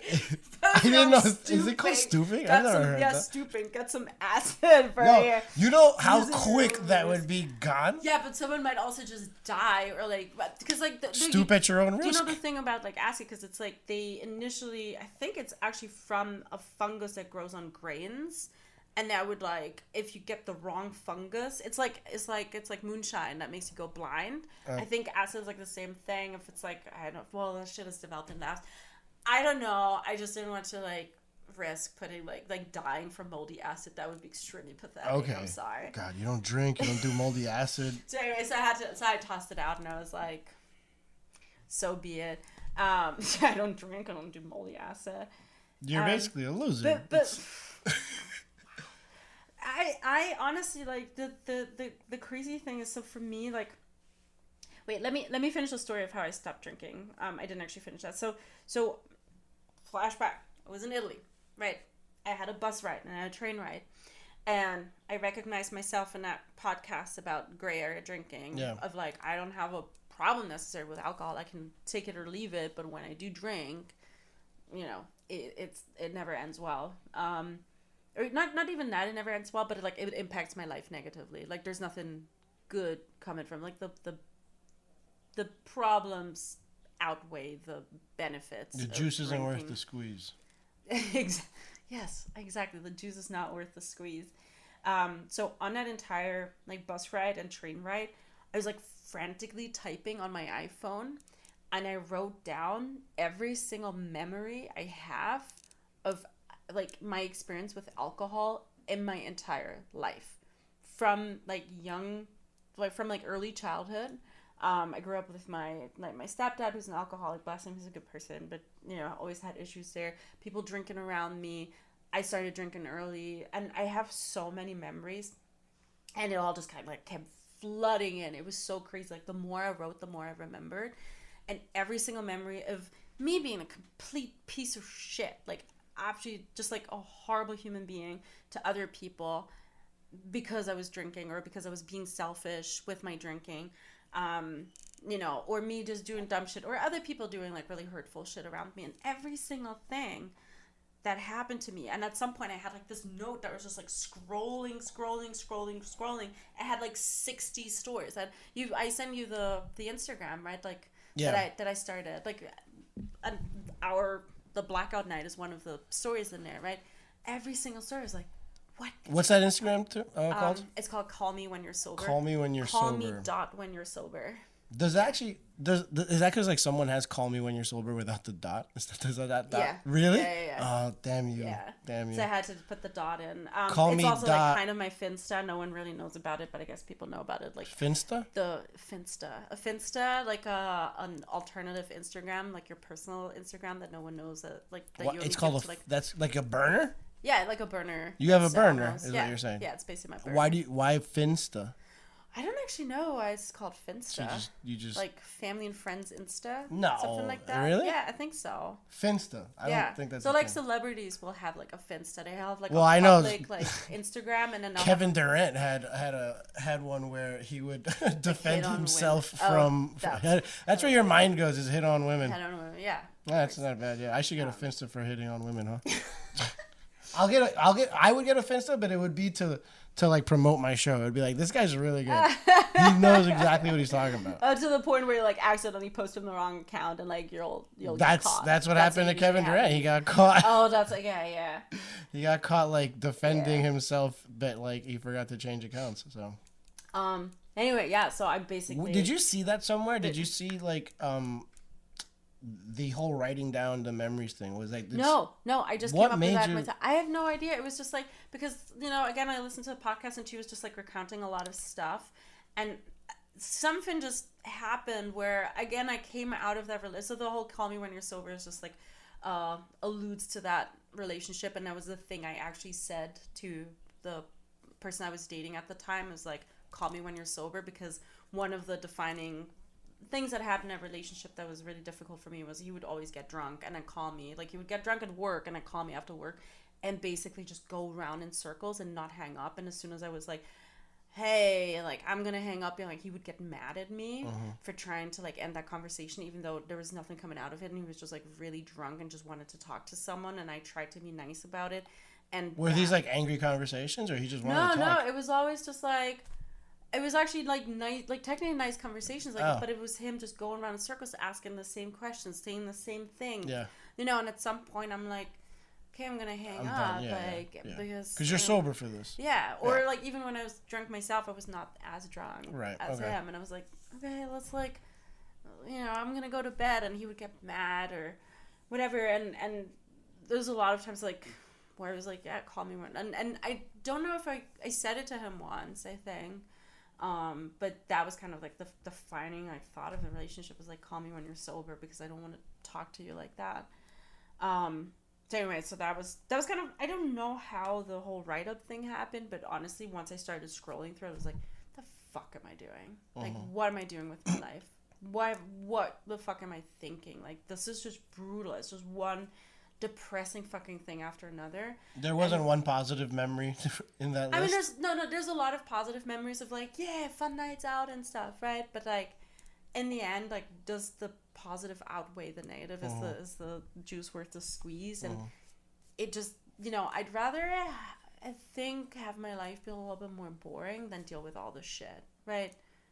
I think boring is better than like the up and down. And that's something I've struggled with my whole life, is just extreme mood swings, like a fucking crazy person, where it's like super happy, super depressed, right? Like just up and down, and I would snap at people, and my impulse control was really bad, to the point where I even had people at work tell me like, oh, this is something you need to work on because you're kind of being an asshole. You know, stuff like that, where it's just been, it was so bad, and I never realized that maybe drinking a shit ton and like basically, you know, fucking with your brain chemistry all the time might have something to do with that. And you don't think you're this way anymore now? Like, in terms You're like, so you think you're Sam, a normal person now? You think you're nice, huh? No, that's a crazy thing. Like, I have no idea what happened. I think it's a combination of several things that happened over the past couple of years. But for the first time in my life, I actually feel okay with myself. The one thing that immediately disappeared after like a month or two of not drinking, or reappeared, was I, for the first time in my life, actually have self-respect. Huh. What's that like? You should try it, Will. You should try it. I like drinking too much. I don't know. No, and I have no idea. I don't think there's like any kind of shame that comes from me drinking, but there's something with like maybe feeling flawed. I don't know what it is. But that just went away, where I am actually good at setting boundaries now. I'm level-headed, I'm clear-headed. I trust myself. I think I trust myself because I'm like a reliable narrator now. And that doesn't mean I'm in, oh god, like if you see my apartment, like it's bullshit, and like I still have not necessarily fights with people, but obviously have like, you know, difficult situations with people. And I'm not perfect. I don't react to that in like the perfect way or anything. But it's almost like just taking like a little bit of a step back and being able to assess your, you know, your life and the things that are going on in a more level-headed manner, rather than being like in the middle of the fucking storm all the fucking time, and it's up and down and up and down. Like, you know, I got a break from that roller coaster. And for someone who's always struggled with mental health issues, always struggled with like interpersonal relationship, it's just been like, someone called me abrasive once, and I'm like, you're abrasive? Yeah, huh. Yeah, apparently I'm abrasive. And it's just like, I can just handle the shit that's thrown at me, and like the curveballs and the difficult like interpersonal stuff. I can handle that so much better now, and I can set boundaries. And I often find myself, instead of having that impulse to like do something or say something or text back and like just fucking blow shit up, where I'm just like, is this good for me? Like, and think about it. And then maybe sometimes I'm just not going to respond, or I'm going to wait a minute to respond, or I'm going to think through what I'm going to say, right? And that to me is the biggest game changer for someone who's as impulsive as me. It has brought so much peace to my life. And I am, you know, just like, I have no idea how that happened, but that was like, that's the first time in my life, even in my relationship with like, you know, dating or whatever, where I actually set boundaries and I have self-respect, and I'm like, no, this doesn't work for me, and we've talked about it, and I'm not going to like, you know, jump into this and try and fix this and try and bend myself into shape to make this work. But I'm actually okay with me as a person. And I think obviously there's a lot of like stuff that I need to work on, and like learning and whatever, you know, you're never perfect, but I feel I'm good enough now where I don't have to bend over backwards and go out of my way to please other people just for them to like me, because I actually like myself. I have a question about that, but before let's drink. break into some of the spirits. Can we do a bathroom break? I actually have to Yeah, sure. Okay. Go ahead. Wait, can you stop the camera though? Or, like, No, stop recording? I don't want me peeing. I don't want me peeing. Be on camera. God damn it. You don't want to stream on air? You don't want to stream on air? Is it live? Is it on air? I don't know about all that. Alright, let's get into the hard spirits. That was like a therapy session, wasn't it? I guess, yeah, a little bit. A little bit. It is a little weird for me to not be drinking. So perhaps it is a little bit of a therapy session. Oh, I had a question I was going to ask, but I forgot it. So I still get forgetful even though I don't drink.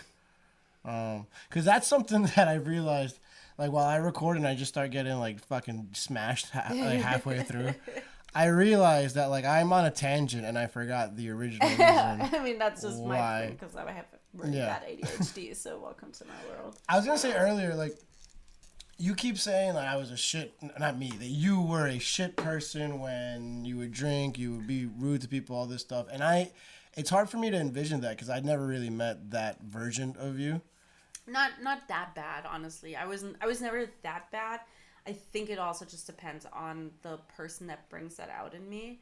I think that's the main thing. Like, I don't think I've ever been like necessarily mean with my friends or anything. Okay. If anything, I'm like the person that occasionally like just runs off and like falls off some shit or does dumb shit or like falls in the middle of the street. Like, I'm a little bit of a charity case occasionally when I drink, but I never shit to my friends. I think in my relationships, and that is also not totally just me, right? There's also the other person contributing that does shit that makes me mad.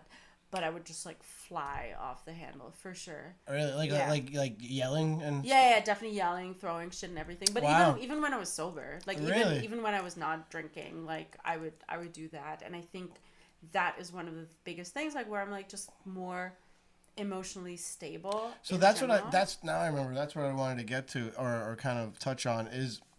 You talked about how your decision making and almost your self-respect is at a different level now, and you're setting boundaries in your relationships. And I was curious how much of that is just the absence of alcohol making your mind clearer versus the idea that you've proven to yourself that you can do something that perhaps seemed difficult or like something you maybe didn't want to do at first, and because you accomplished one thing, now you can accomplish another. I do think there's some amount of definitely just improved impulse control because my mind is clearer and more sort of calmness in life. And again, like there's some amount of like, I don't know where the self-respect comes from. Like I'm still trying to figure that out. Again, like I don't think I ever felt shame for drinking, but there's something maybe where, I apparently in AA, I'd never done AA, but apparently in AA, integrity is like a big word. Okay. And I think that's the thing that I found or that I see in myself as integrity, where actually the things that I do, 99% of the time, I'm doing them perfectly like level-headed and clear and kind of, with intent. And that just makes me feel like I'm doing things with more integrity, and that makes me, respect myself more. The most I have felt like an alcoholic throughout this episode are there's two times you said something that my natural reaction was that's a foreign idea. And I am not trying to make a joke here. Self-respect and integrity are the two times that you said something that I was like, no idea what that's like. I didn't have that. I didn't have self-respect. I mean, I thought I did, but I didn't. I was a people pleaser. I was 100% just trying to make people like me. I don't know. I mean, there was a lot of childhood shit to work through at some point, but that just stopped. Where I'm like, no, I'm actually okay with myself. Like, I think the things that I do, 99% of the time, I do them because I think they're the right thing to do. Not because, like, I do something impulsively. I do something because I'm drunk. I do, like, dumb shit because I'm hungover or wasting my time, wasting my life, in bed. I don't do that. And I don't sabotage myself anymore. And I do think drinking to some extent is some amount of self-sabotage, right? Where, again, like, you're lacking self-respect. You're sabotaging yourself. Why are you doing that? Like, why are... And because life is hard enough. Like, I always say, like, life is already so fucking hard, especially in a place like New York City, right? Where it's just every single day is a challenge. Why are we making it harder for ourselves? And I think anyone would probably agree that drinking alcohol is just making things harder, right? It's never making things easier. It's not making your life easier in terms of being able to reach whatever goal you want to reach, or going for the runs that you want to run, or finding the job that you want to find, or having like the positive relationships that you want to have, right? it doesn't make it easier. If anything, it just makes it harder because either you're under the influence or you're hungover and like just thrown away an entire day where you could actually be doing the thing. And I'm not talking like, this is just to be very, very, very clear. I am absolutely positive because I've had almost an argument with someone who accused me of being like, oh, you're just all about hustle culture and productivity and like hustle. I was like, no, dude, I'm not even American. American hustle culture pisses me off, right? If anything, I'm like the European model of like have 3 months of summer vacation and like 120 days of like paid holidays. Where did this happen? Where did someone say this to you? Person. It was in person. Yeah. No, it wasn't just random on the internet. I'm thinking it was like someone in the comments section. It was a friend of mine who kind of felt a little personally attacked maybe by the fact that I stopped drinking and has like a chip on their shoulder. And also just to clarify, I don't talk about.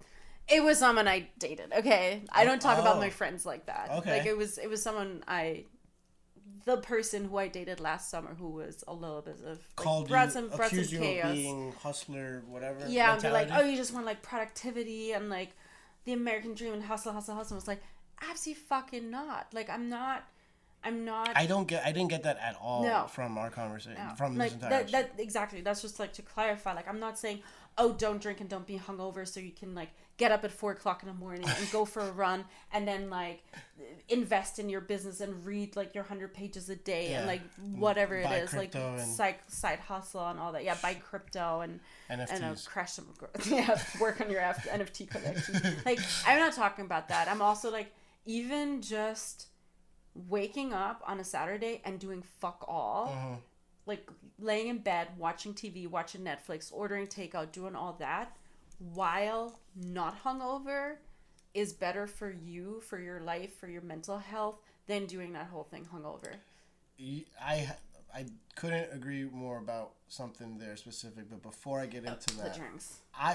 So we're gonna make a margarita, but before that, I came into this thinking we're just gonna drink some beer and I'm gonna pound some shots of tequila, and then you're like, oh, do you have simple syrup? And I'm like, son of a bitch. That's exactly how it went down. Yeah, that's how I talk. You sent me a video message and asked me that. Do you have simple syrup? And I replied in perfect grammar, and I was like, well, I suppose I can make some for you. Anyways, so no, we're shaking up a cocktail today, but that's when you told me that these are not really meant to be drank outside of a cocktail. And my favorite tequila drink is a shot of fucking tequila. That's me. Yeah. And it's probably because there's probably some problematic shit behind that too. It's probably because I just want it to hit me as fast as possible and I don't want any frills about it. Also, oftentimes the shot of tequila is just my side drink to get me drunker faster, you know? That makes sense. So yeah, like I said, I don't drink the tequila, you know, on the rocks often because it's amazing, because it's a delectable delight. No, that's not me. So when you told me that, I needed any excuse to not give non-alcoholism a try. I was like, oh, then maybe I should just stick to real tequila if I can't just take shots of this. Yeah. But against your better judgment, I'm going to take a shot of the tequila. Do it. Absolutely. Please. So let's see. Guest. We have here cut above agave. Oh, wait, this is the agave. I'm not even drinking. That agave, that's a tequila. Yeah. Oh, it is. Okay. We got tequila, we got mezcal, we got gin. So these are non-alcoholic spirits, which are all made from various botanical extracts, basically. The interesting thing is most of these are not necessarily shelf stable. They have preservatives in them because they don't have alcohol in them, right? So they're not shelf stable. Yeah. So you have to chill them. You have to cool them. Yeah. And they have preservatives. So I see that there's like something floating in it. Like, what is that? Yeah, I don't know. Oh, great. That okay. Is not normal. Is that? That's not normal. I have no idea what it is. I mean, it's like, you know, botanical extract. Is this the moldy acid? Is that what you? I am so down. Entire bottle. Listen, I just said I am unclear. I am on record now saying that I would have done something if there was mold on it. So I think I kind of it for you. the moldy So, acid. so are you saying? So would you not then? It's just not. I mean, drink it. It's just not very pleasant. Let's put it like that. Actually, I haven't tried the tequila yet, neat. So I will. I'll have a sip with you. I'm not gonna do a shot. So this is really interesting. So these non-alcoholic spirits are usually made from, like I said, like botanical extracts, and a lot of them in order to emulate the burn of alcohol, like the So there will be some burn. Is what you're saying. capsaicin Really? in it, which Yeah, is like chili pepper, basically. Yeah. Just to make it spicy, so it's actual spice. So kind of going back to what we had with the ginger. Okay. I would. It tastes like. It smells bad. I'm so sorry, Team Cut Above. Like this. Yeah, I was smelling it before. It doesn't smell Did like. the cat puke? No, it's like she's sleeping. It's. Don't blame my Something cat. smells pukey. This is my apartment. Okay, I would recommend like take a sip, right? Just like actually taste it. Wait. And then shoot Have it.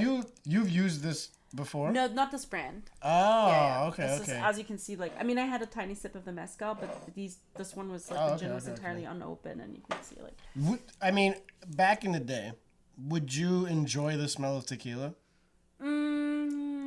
No. Yeah, I'm not gonna lie. Even No. I there are some alcohols that like I'll smell. Like I actually like some bourbons. I might enjoy Bourbon the is smell. nice. Yeah, it's like very caramelly, but. And even though I hate gin, sometimes I like the herbaceous smell of that. But I don't ever go, oh, that's a good tequila. No, it doesn't. So in general, you wouldn't enjoy this. So this smelling bad to you. This smells different. This smells like something's wrong. Oh, you're worrying me a little bit. Yeah, bro. I mean, well, you would have had moldy acid, so this can Right. only be so bad. All right. So it's a moldy drink right. then. Cheers. Shot of non-alcoholic All right. tequila. I'm gonna take a sip first. Ooh, what is going on here?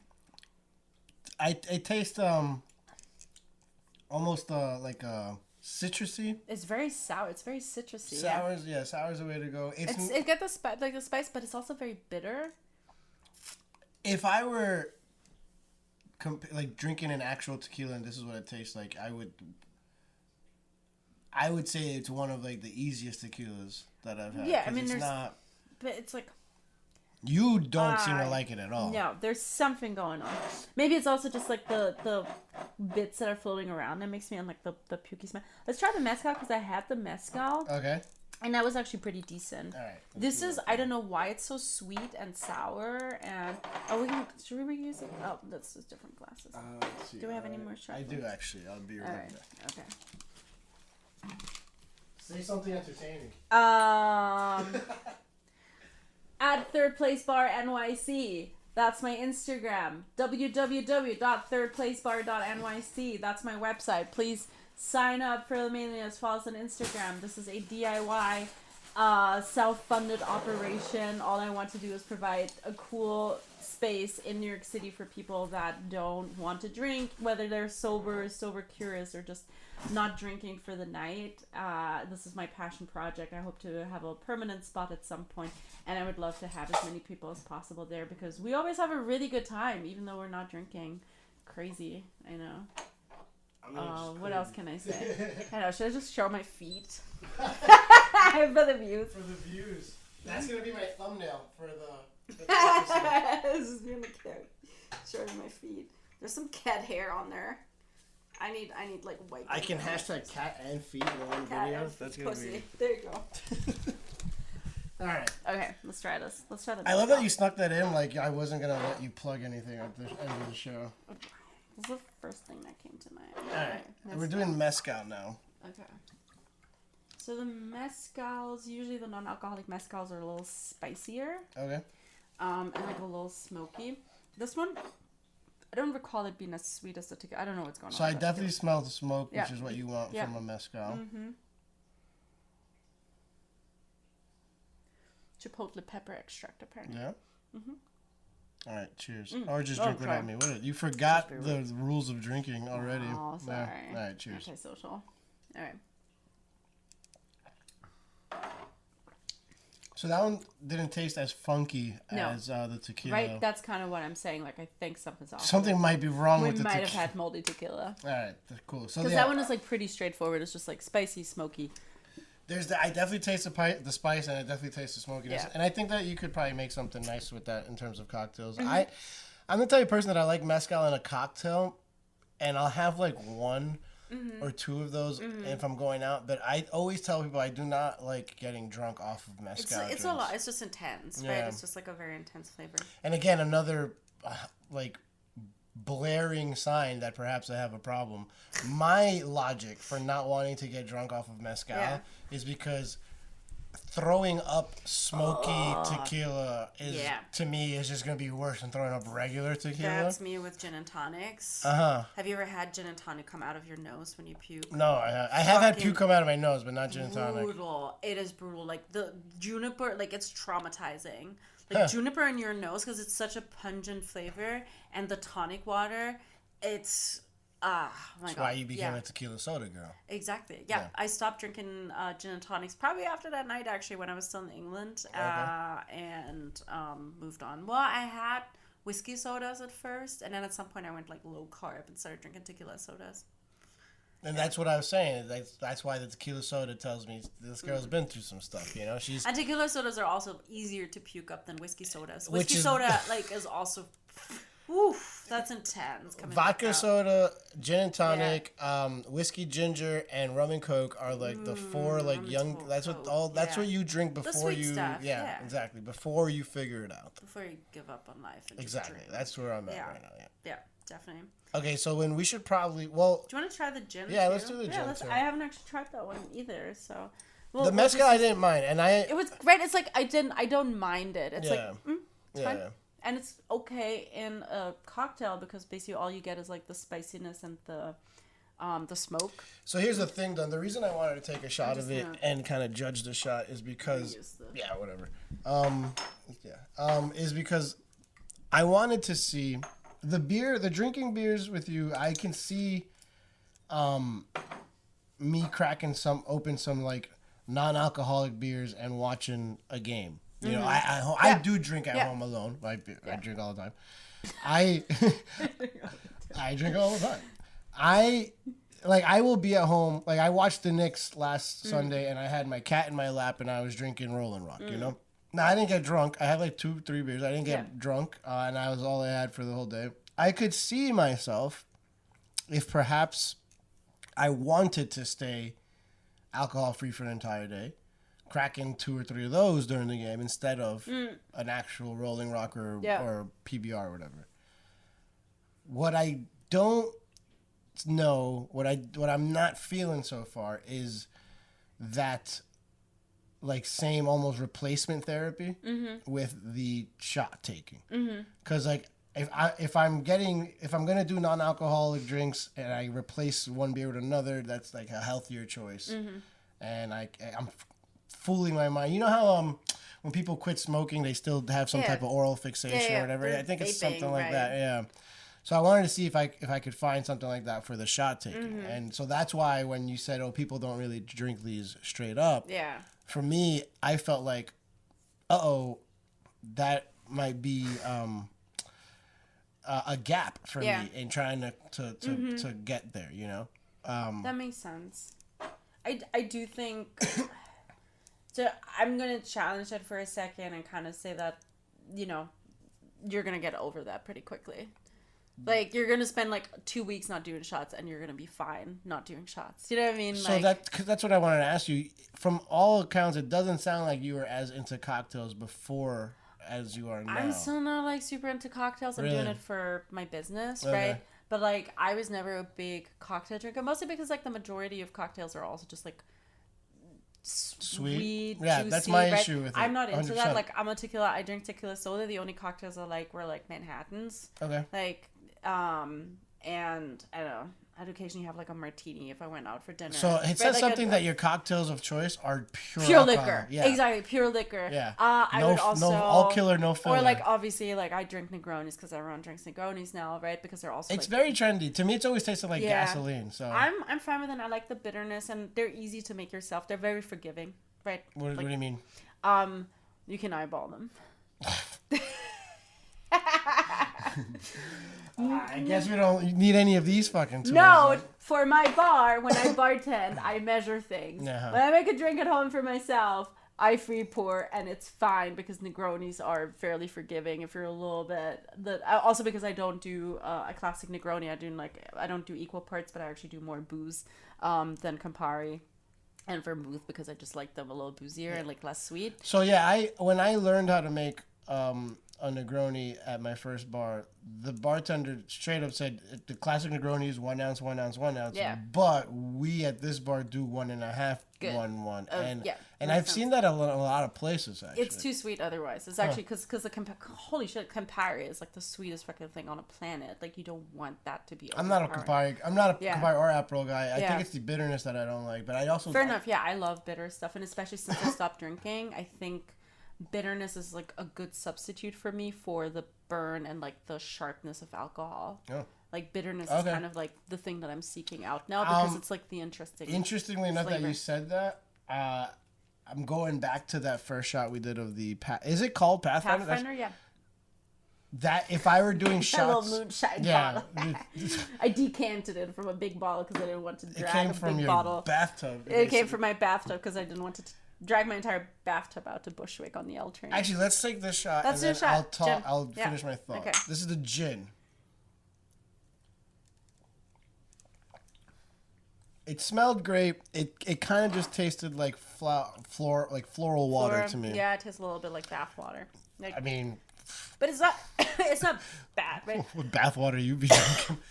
The tequila, I think there's something wrong with the tequila. You might be right because Like, it was the weirdest tasting one of all. It's like these are fairly neutral, right? There's Yeah. like, it's mostly like water with some stuff. This one was like, what the fuck is going on? Why I is it agree. sour? That's So not. That would not be cut a above. good. I might have fucked up your tequila. I think that was probably good when I got it, and then. Well, you did say something about like you have to chill them. Or Oh no! whatever. You know what happened? Also, I think one of the bottle caps is definitely like cracked, so it might have actually just been like oxidizing. And I guess it can't do that. I That's guess. what might have happened. Oh. Also, there's like something in the neck. Ooh, there's something slimy in there. Yeah, no, this is not good. You Great. see that? Yeah, this makes me fucking want to quit drinking for sure. Well, we might also just be tripping next. I don't know what kind of mold developed in there. I got my. Episode just took a very interesting turn. The moment you said that, I kind of started feeling a little loopy. Like what's up with my It's like- fingers? Right now? Wait, why do you have 11 fingers? What's going on? Woo. So I think. So now we took 4 shots basically, and the funny you said how you're gravitating towards bitter stuff now that you're not drinking. If I were at a non-alcoholic bar right now, I would be drinking probably the Owls, and I think maybe every now and then I might ask for a shot of the Pathfinder. And that's interesting. And the thing that I'm like I said, what I want to try out is make the Pathfinder spicy because I think once you get like the burn in there too, you have the bitterness and the burn. I think that's actually going to make a good shot. Like I do think the thing that's a good shot is actually a burn. As someone who enjoys spicy skinny margaritas, so I don't like the sweet and I like the spice. I'm with you on making something spicy. Yeah, that sounds nice. I think before we wrap things up, we should definitely make a mezcal margarita. That sounds fantastic. We're definitely not using that tequila. Holy shit. Yeah, let's avoid the mold tequila. Yeah, and let's do. I have one more thing. Do you want to taste one more thing real quick? Yeah. Oh, I thought more? I didn't realize. Okay, so I have one last thing. Sorry, also straight from my bathtub. This is the Avenue C. This is one of the drinks I actually have on the menu at the bar. I developed it myself. You named it after the avenue you live on. That's so. That's the most narcissistic thing I've ever done. I thought I had an ego. Yeah, this is great. I'm surprised it's not the Sam Bail. It's to say, there is a Sam Bail. No, there is one cocktail on the menu though that's called the Phil, which is named after my favorite bartender at my local. Okay. Maybe one day there will also be a Will. Actually, Phil quit.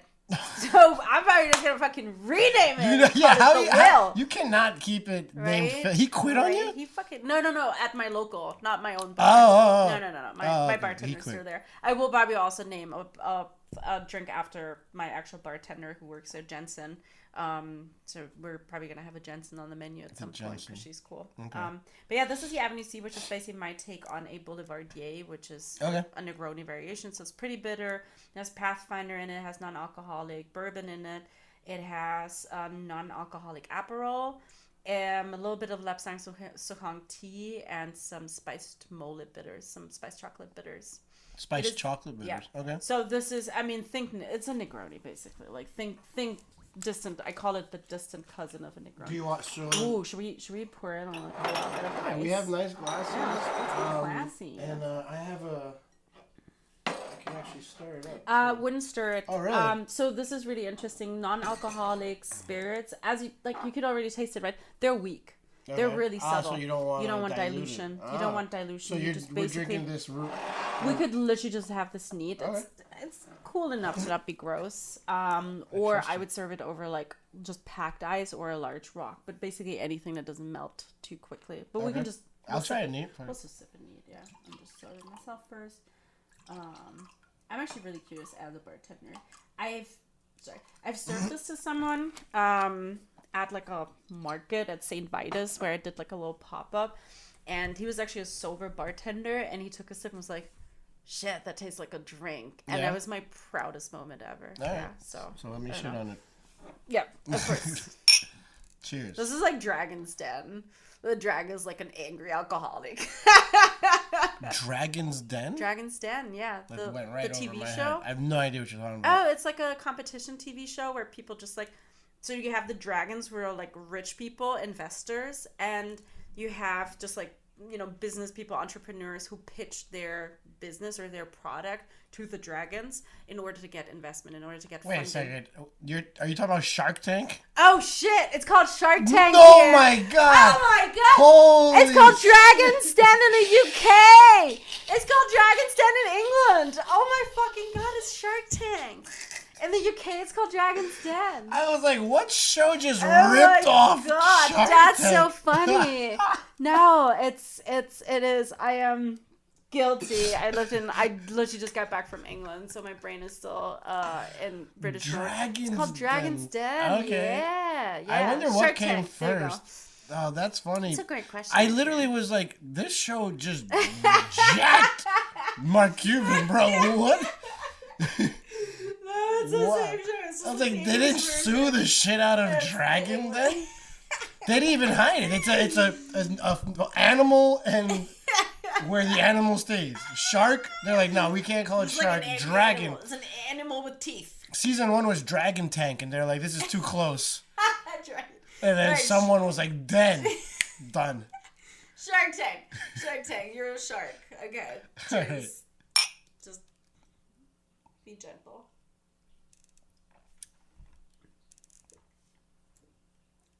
This is not bad. But, oh. Gasp.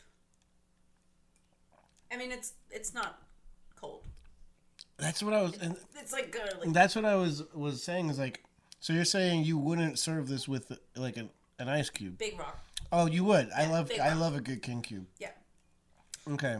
Oh, King Cube? That's what it's called. Oh. King cube. King Cube. Like king size condoms. Oh, I think. Oh, low battery. Oh. King Cube.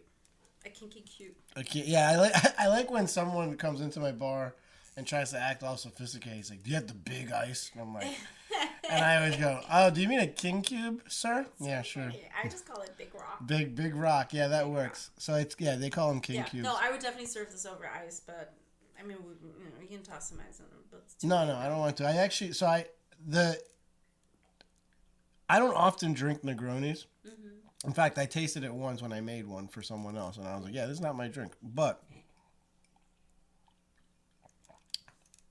the bitterness in this doesn't really bother me because I'm usually not a bitter guy. Mm-hmm. And what I'm finding out is I kind of have to play around with it more in my mouth to like enjoy it. Yeah. And if you've learned anything about me, I just pound shots of tequila, so there's not much playing in my mouth going on. You know what I mean? This show's going off the rails. Are we? That mold is hitting me. That's what's happening. You're tripping on that mold.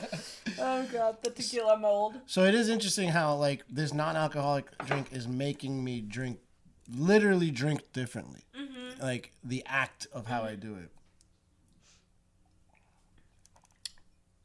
I like it actually. I do. I don't know if I feel like. Well, I don't drink Negronis enough or Boulevardiers for that matter, to know if I feel like if it feels exactly or close to it. I mean, there's obviously like the burn missing from the alcohol. There's a little bit, I don't know if you can taste it. There's a little bit of a burn happening like at the end from the spiced chocolate bitters. And I think in this one it's not bitter enough. Like I would actually go more bitter. There's something about everything that I'm drinking besides the beer, like all the spirits that I'm drinking, I want it to be tougher. Yeah, 100%, and totally agree. And I think that's one of the biggest problems that we have with non-alc drinks. I am gonna finish is that alcohol is tough on its own. So basically, what you do when you mix a cocktail, you're actually trying to take the edge off, right? For sure, yeah. It's basically what you said in your last episode about amaretto sours, right? Like you're making it sweet in order to make it more digestible, like more palatable for most people, right? Like the minority of people drinks their alcohol neat. That's why like old fashions are. That's why cocktails started. You put sugar in your alcohol to make it easier drinkable, right? That is literally the birth of cocktails, and the problem with that is that the majority of non-alc ingredients that you have just don't have that from like by nature. Any kind of spicy thing, obviously, like ginger is a really good base. Anything that's like very, very bitter is a good base. But a lot of times, most so here's actually an interesting problem. Even cocktail bitters, when you have regular bitters, they're alcohol based, and they have 40% alcohol or something like. They're really, really strong alcohol. They're really high proof. But you only drop a few drops, it's just a few dashes, so usually you don't notice the alcohol content. With non-alcoholic bitters, so there's non-alcoholic bitters because actually just a few dashes would bring a 4 to 5 ounce drink over the 0.5%, so it would not be non-alcoholic anymore. So we have to move to non-alcoholic bitters. Alcohol, however, is the thing that extracts flavor from whatever it is that you're making bitter with, whatever herbs, whatever like spices or whatever's in there. Use alcohol to extract that, right? If you just throw herbs and spices into water, you'll have like very weakly flavored tea, basically. Right, yeah. But very weakly flavored. So in order to basically have that extraction, a lot of times people use glycerin for it. Okay. Glycerin is sweet. It's naturally sweet. So when you get non-alcoholic bitters, there's a couple of really good brands out there, All the Bitter, Dram. Those bitters are actually sweet. They add sweetness. And obviously, like, regular cocktail bitters also have some amount of sweetness in them, but they don't usually add sweetness. It's not like, oh, I'm, like, adding a few dashes of bitters and I have to be worried about, in addition to bitter and, like, flavor, also adding sweetness. For the glycerin-based bitters, you actually have to really be careful with, like, balancing your sweeteners, too. So I go down on the sweeteners if I know I'm going to be adding bitters because that adds sweetness. It's that kind of stuff that you have to think about. So non-alcoholic cocktail making is extremely hard because you basically, like, even the bitters, the stuff that should literally just add bitter, like one flavor, bitter, to your drink adds sweetness. So, you know, you have to really experiment with, like, extremely concentrated tea, for example. So I have some concentrated lapsang soufflé that I cold brew, basically. Just steep the shit out of it in the fridge for a few days. You know, or use something like Pathfinder, which is pretty bitter but also adds sweetness, right? Like, you have to really experiment. One thing, for example, that doesn't work for me at all is most of these, you know, I could take the gin that I have and use it with a tonic water, right? Make a gin and tonic. The only problem is that the tonic water is going to be infinitely more powerful in terms of flavor than the actual non-alcoholic gin that I have. Yeah. And all I can taste is tonic. I mean, I also have the palate of, like, a 2-year-old, so maybe other people with a more refined palate can actually taste the, like, non-alcoholic gin in there. I just taste tonic water. No, I'm with you. I don't think that they will. Like, and that's where I think non-alcoholic cocktail making in particular has a way to go to have the same, like, and I actually like that you talked about like the way you drink it, because that is actually the hallmark of a good cocktail in general, non-alcoholic cocktail, is that you don't chug it, but you sip it. Right. There's something in there, and it's usually the alcohol. It's usually pretty easy because it's just like hard ass alcohol, right? That makes you slow down. It makes you drink it more slowly. You know that face that like I always make the face. I'll drink alcohol, and even though like it's fine, I'll like this. You know, I make that. Yeah. And exactly. sometimes I do that like sometimes after drinking water. I don't know why. That's some spicy water today. That is a strong water. How white are you, Will? And like, for some reason, like when I don't get that from one of the drinks, that's even though I'm like enjoying the taste, I wish it was like I wish it was kicking me a little bit more. 100%. I'm trying. The only problem is, because I know basically the only thing that works that makes like gives you that kick is something really spicy, or something really tart, or something really bitter. That's why I'm already like thinking like I would love something that if we're not gonna, because look, obviously I'm learning that this is not a you thing. This is an industry thing. Yeah, 100%. So we're all struggling. We're all trying to make good cocktails, so we're like, I think if I wanted to play with something in this world, I would probably, because I love the spice, I would probably play around with something that's spicy. And you touched on ginger also, like I would maybe throw that in there too. Yeah, we can actually. I have like the Mark mix, and we have the ginger. Like we can totally try and make a spicy and spice it with ginger. That with 100%. Yeah, let's do it. I might. I'm actually sure it's gonna. I think it's gonna work pretty well. All right, the only thing that you might notice is the mezcal is probably gonna be overpowered again. Am I shaking it? I think yeah. Please. With ice? I don't know. You had this whole ice thing. Did you make me buy ice and not even need it?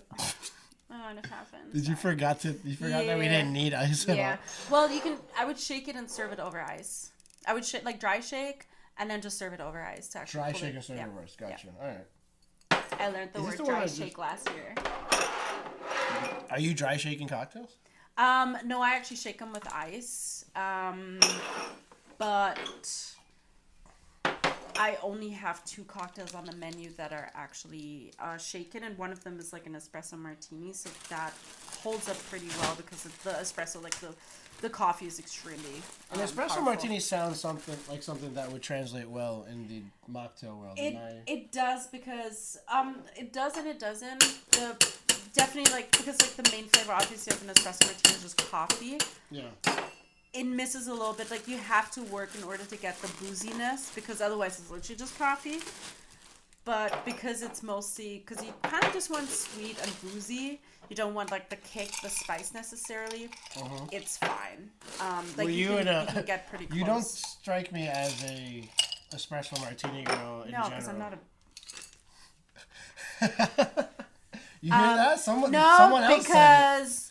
I myself bartend, and I have a lot of friends who work in hospitality, and if there's one thing that we all know is espresso martinis are a pain in the ass to make, and I'm not going to be that person.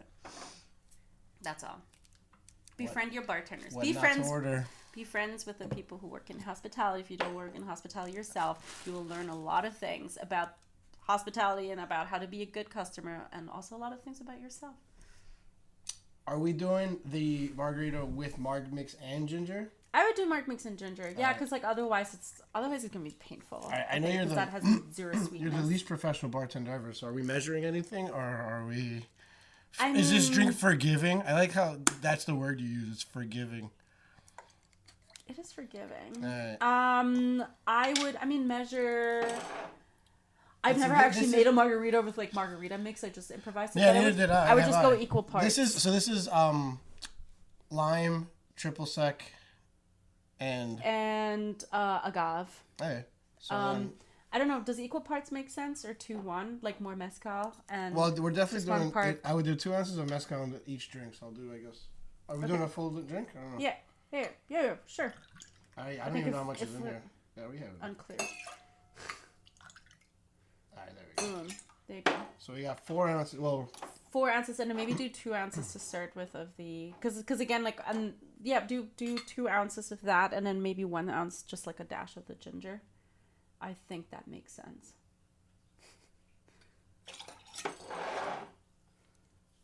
can't believe we're actually using the this ginger shot thing. Yeah, no, so here's what I meant to say though. The problem for me is that basically because you don't have the burn of the alcohol, you don't have like the kind of thing. Basically every drink on my menu kind of has to be either spicy or bitter, or really tart. Yeah. And I don't know yet if that's okay for my customers. Like, I don't actually know if... What has been popular drinks that the Avenue C is actually really popular. That sells really well. Oh, look at that. Wait, you can't even yet. There you go. Get in front of the camera. Show your skills. There's no seal because there's no ice. So, yeah, dry shaking. Careful, baby. Oh, I guess we could even double strain it because the ginger has bits in it. But... Oh, well, whatever. Okay. What was I saying? So the Avenue C has been really popular. We have an RTD, like a canned cocktail on the menu that I'm getting from a company called Parch. That's really, really good. Yeah. That's kind of like I'm leaving. I'm done. Spiced pinot. Okay, bye. All right, welcome to the Sam Show, everyone. We gotta do it right. So. Wait, dried flowers? What are... Oh my god, we're getting fancy here. Oh, look at that. I love it. Okay, I'm gonna do a close up of this. I don't know if anyone can see this. I'm gonna tilt it to it. Okay. No, it's okay to be out of focus. It's a little dried lemon slice. It's gorgeous. It might need more sugar. I already tasted it and I'm like kinda into it. That is so beautiful. Can I take a picture of that? Of course. Look at that. Gorgeous. Oh my fucking god. That is beautiful. The ginger. I'm a big fan of garnishes in general. So. Same. All right. So is the cat, apparently. Hi, Addie. Okay. Cheers. Cheers. Mezcal margarita.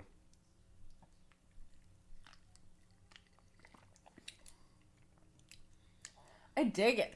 I like that. Yeah. And I actually, you're right. The ginger shot in it. Mm-hmm.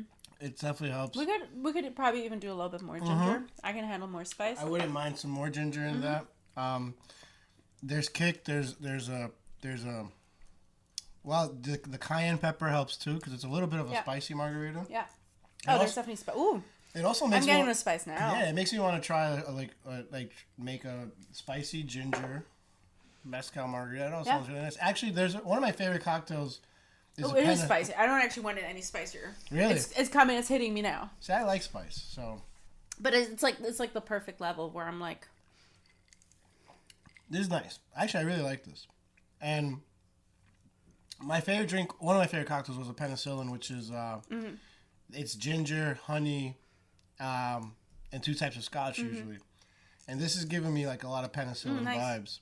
There's some pretty decent non-alcoholic scotch actually too. I'm not even a scotch guy, but I do like that drink. Because again, with scotch, the main thing that you think of is smoky, peaty. You can emulate that. You don't need alcohol for that, right? It's basically all the things that are it's spicy, it's smoky, it's bitter, anything that's not boozy. Although the boozy can even come from fermented flavors. I recently, I tried a friend's cocktail. And I had sake in it. It was actually funny because I didn't know what was on the menu, what was in it. I didn't see it on the menu, and I tried and it was there's something really fermented in there. Non-alcoholic?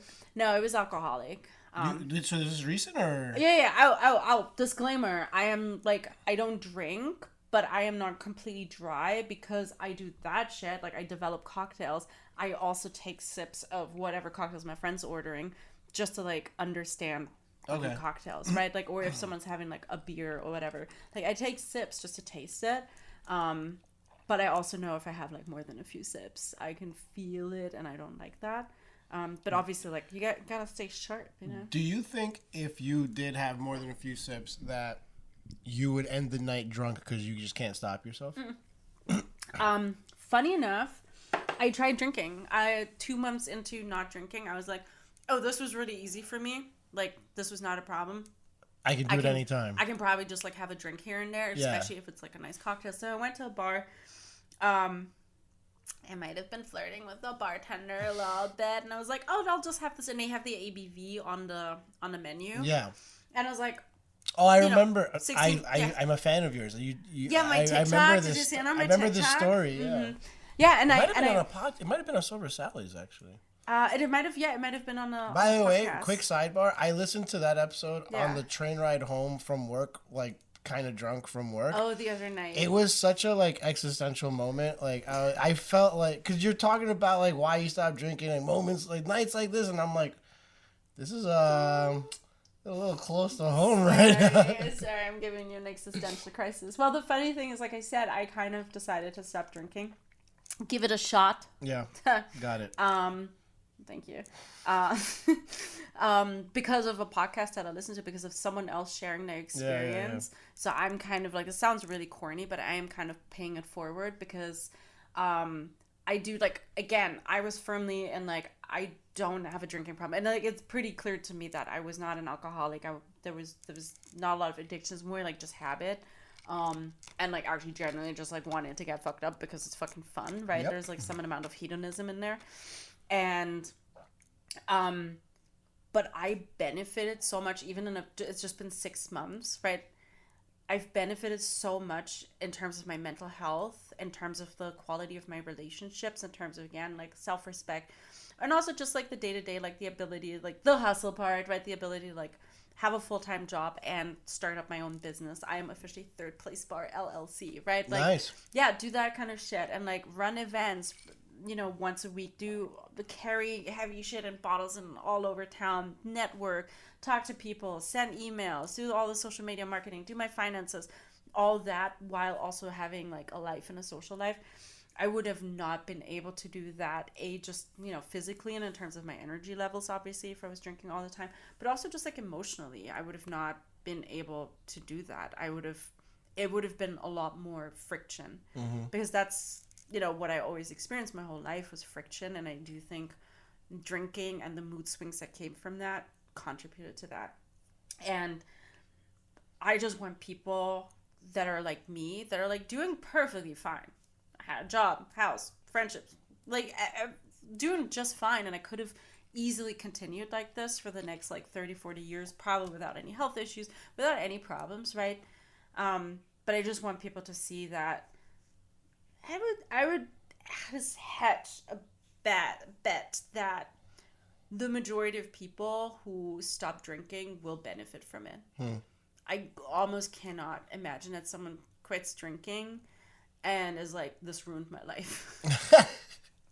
Right? Like, right. Most people will either be, you know, continue as they were, but maybe, like, I don't know, save some money or save some time on, like, hungover nights, or they will feel, like, a slight improvement, or they will feel a big improvement in whatever area of life, right? Some people lose a ton of weight. Other people have amazing skin.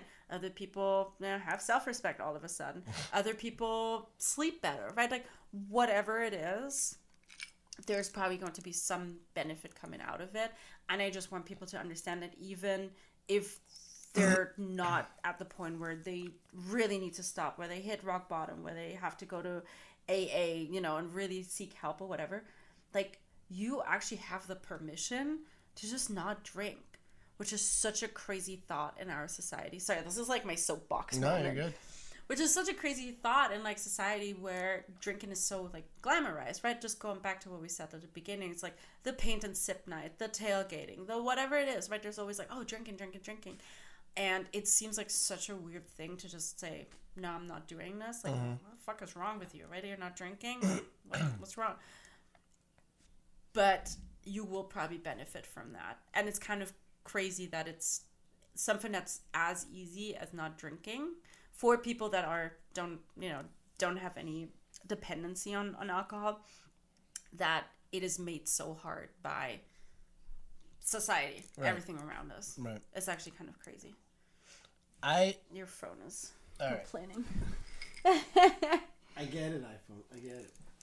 I was planning on, we're already on the tail end of this, my iPhone's about to die anyways, but I did want to say this before. Just by talking to you about Third Place, seeing you, I knew you when it was just an idea. And I swear to God, I meet so many people that just talk so much that when you told me that you wanted to start this place, I also didn't really know you that well yet. Yeah. I honest to God, categorized it as just another thing that someone else is talking about that they'll never do.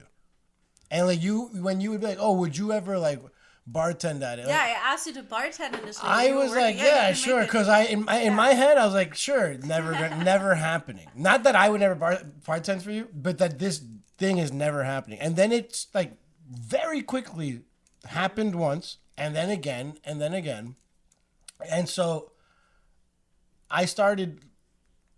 First of all, it was impressive. That in and of itself was impressive. Thank you. And it already separated you from all the other idiots that I normally meet. I'm an idiot who actually does things. Exactly. You got something done. So that made me... I met you when you drank. I might have been one of the contributing factors to you not drinking anymore. Thank you. Oops. I owe this to you. I'm glad I can help. But my perception of you like has shifted too. When I first met you, I was like, oh, she seems like a fun person, like we should be cool. Now it's like, oh, she's like goal oriented. I'm a go-getter. Yeah, you're like exactly, like, and not fun at all anymore.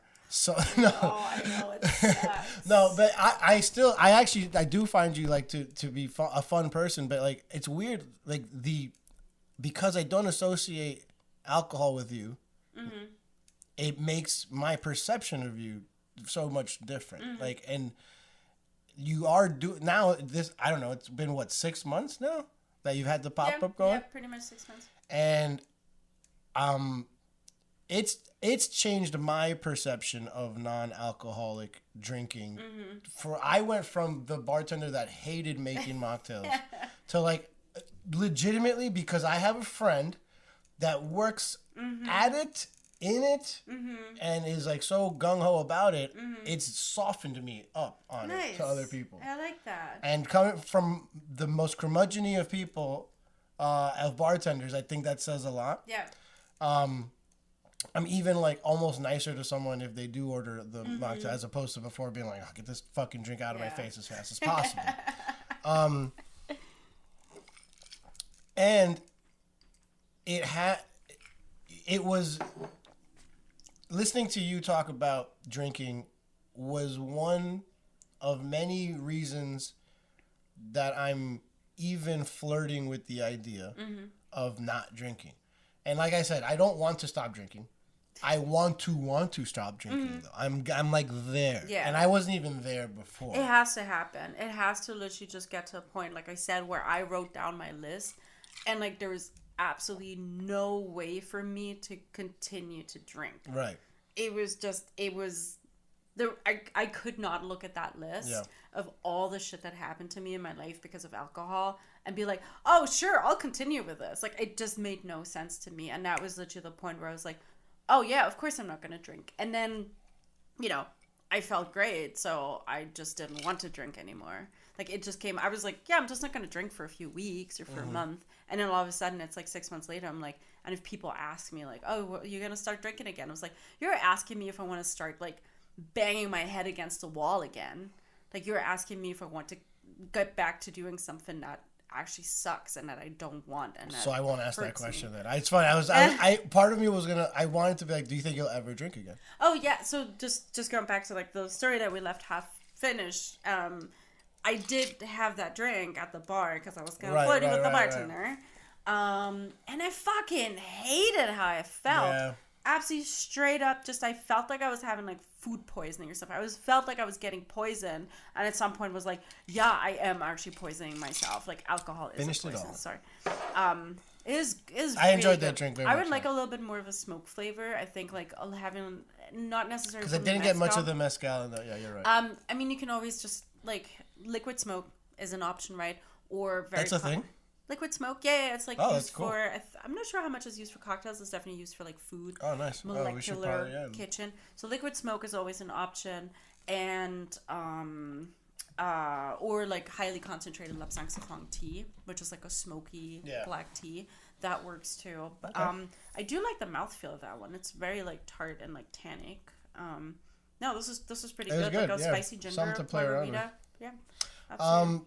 So before my iPhone dies, I know that you have a lot going on in this show. So we're recording this on a like Tuesday night. It's coming out tomorrow, like tomorrow morning. It's out. Sick. So you can plug things for this weekend. Yeah. Okay, I'm plugging.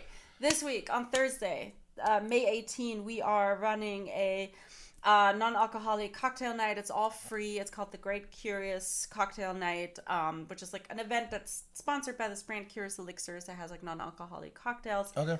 They're based in Brooklyn, and we're running. I've heard of Curious Elixirs. I feel. Yeah, they're pretty cool. They have like lots of different ones. We can talk about that offline. So we're running that at a bottle shop, a non-alcoholic bottle shop, like beer, wine, spirits, in Prospect Heights called Minus Moonshine. Super excited for that. It's all free. This is the Thursday one? Yeah, this Thursday, like literally in 2 days. In Greenpoint? Prospect Heights. Prospect Heights. I don't know where I got Greenpoint from.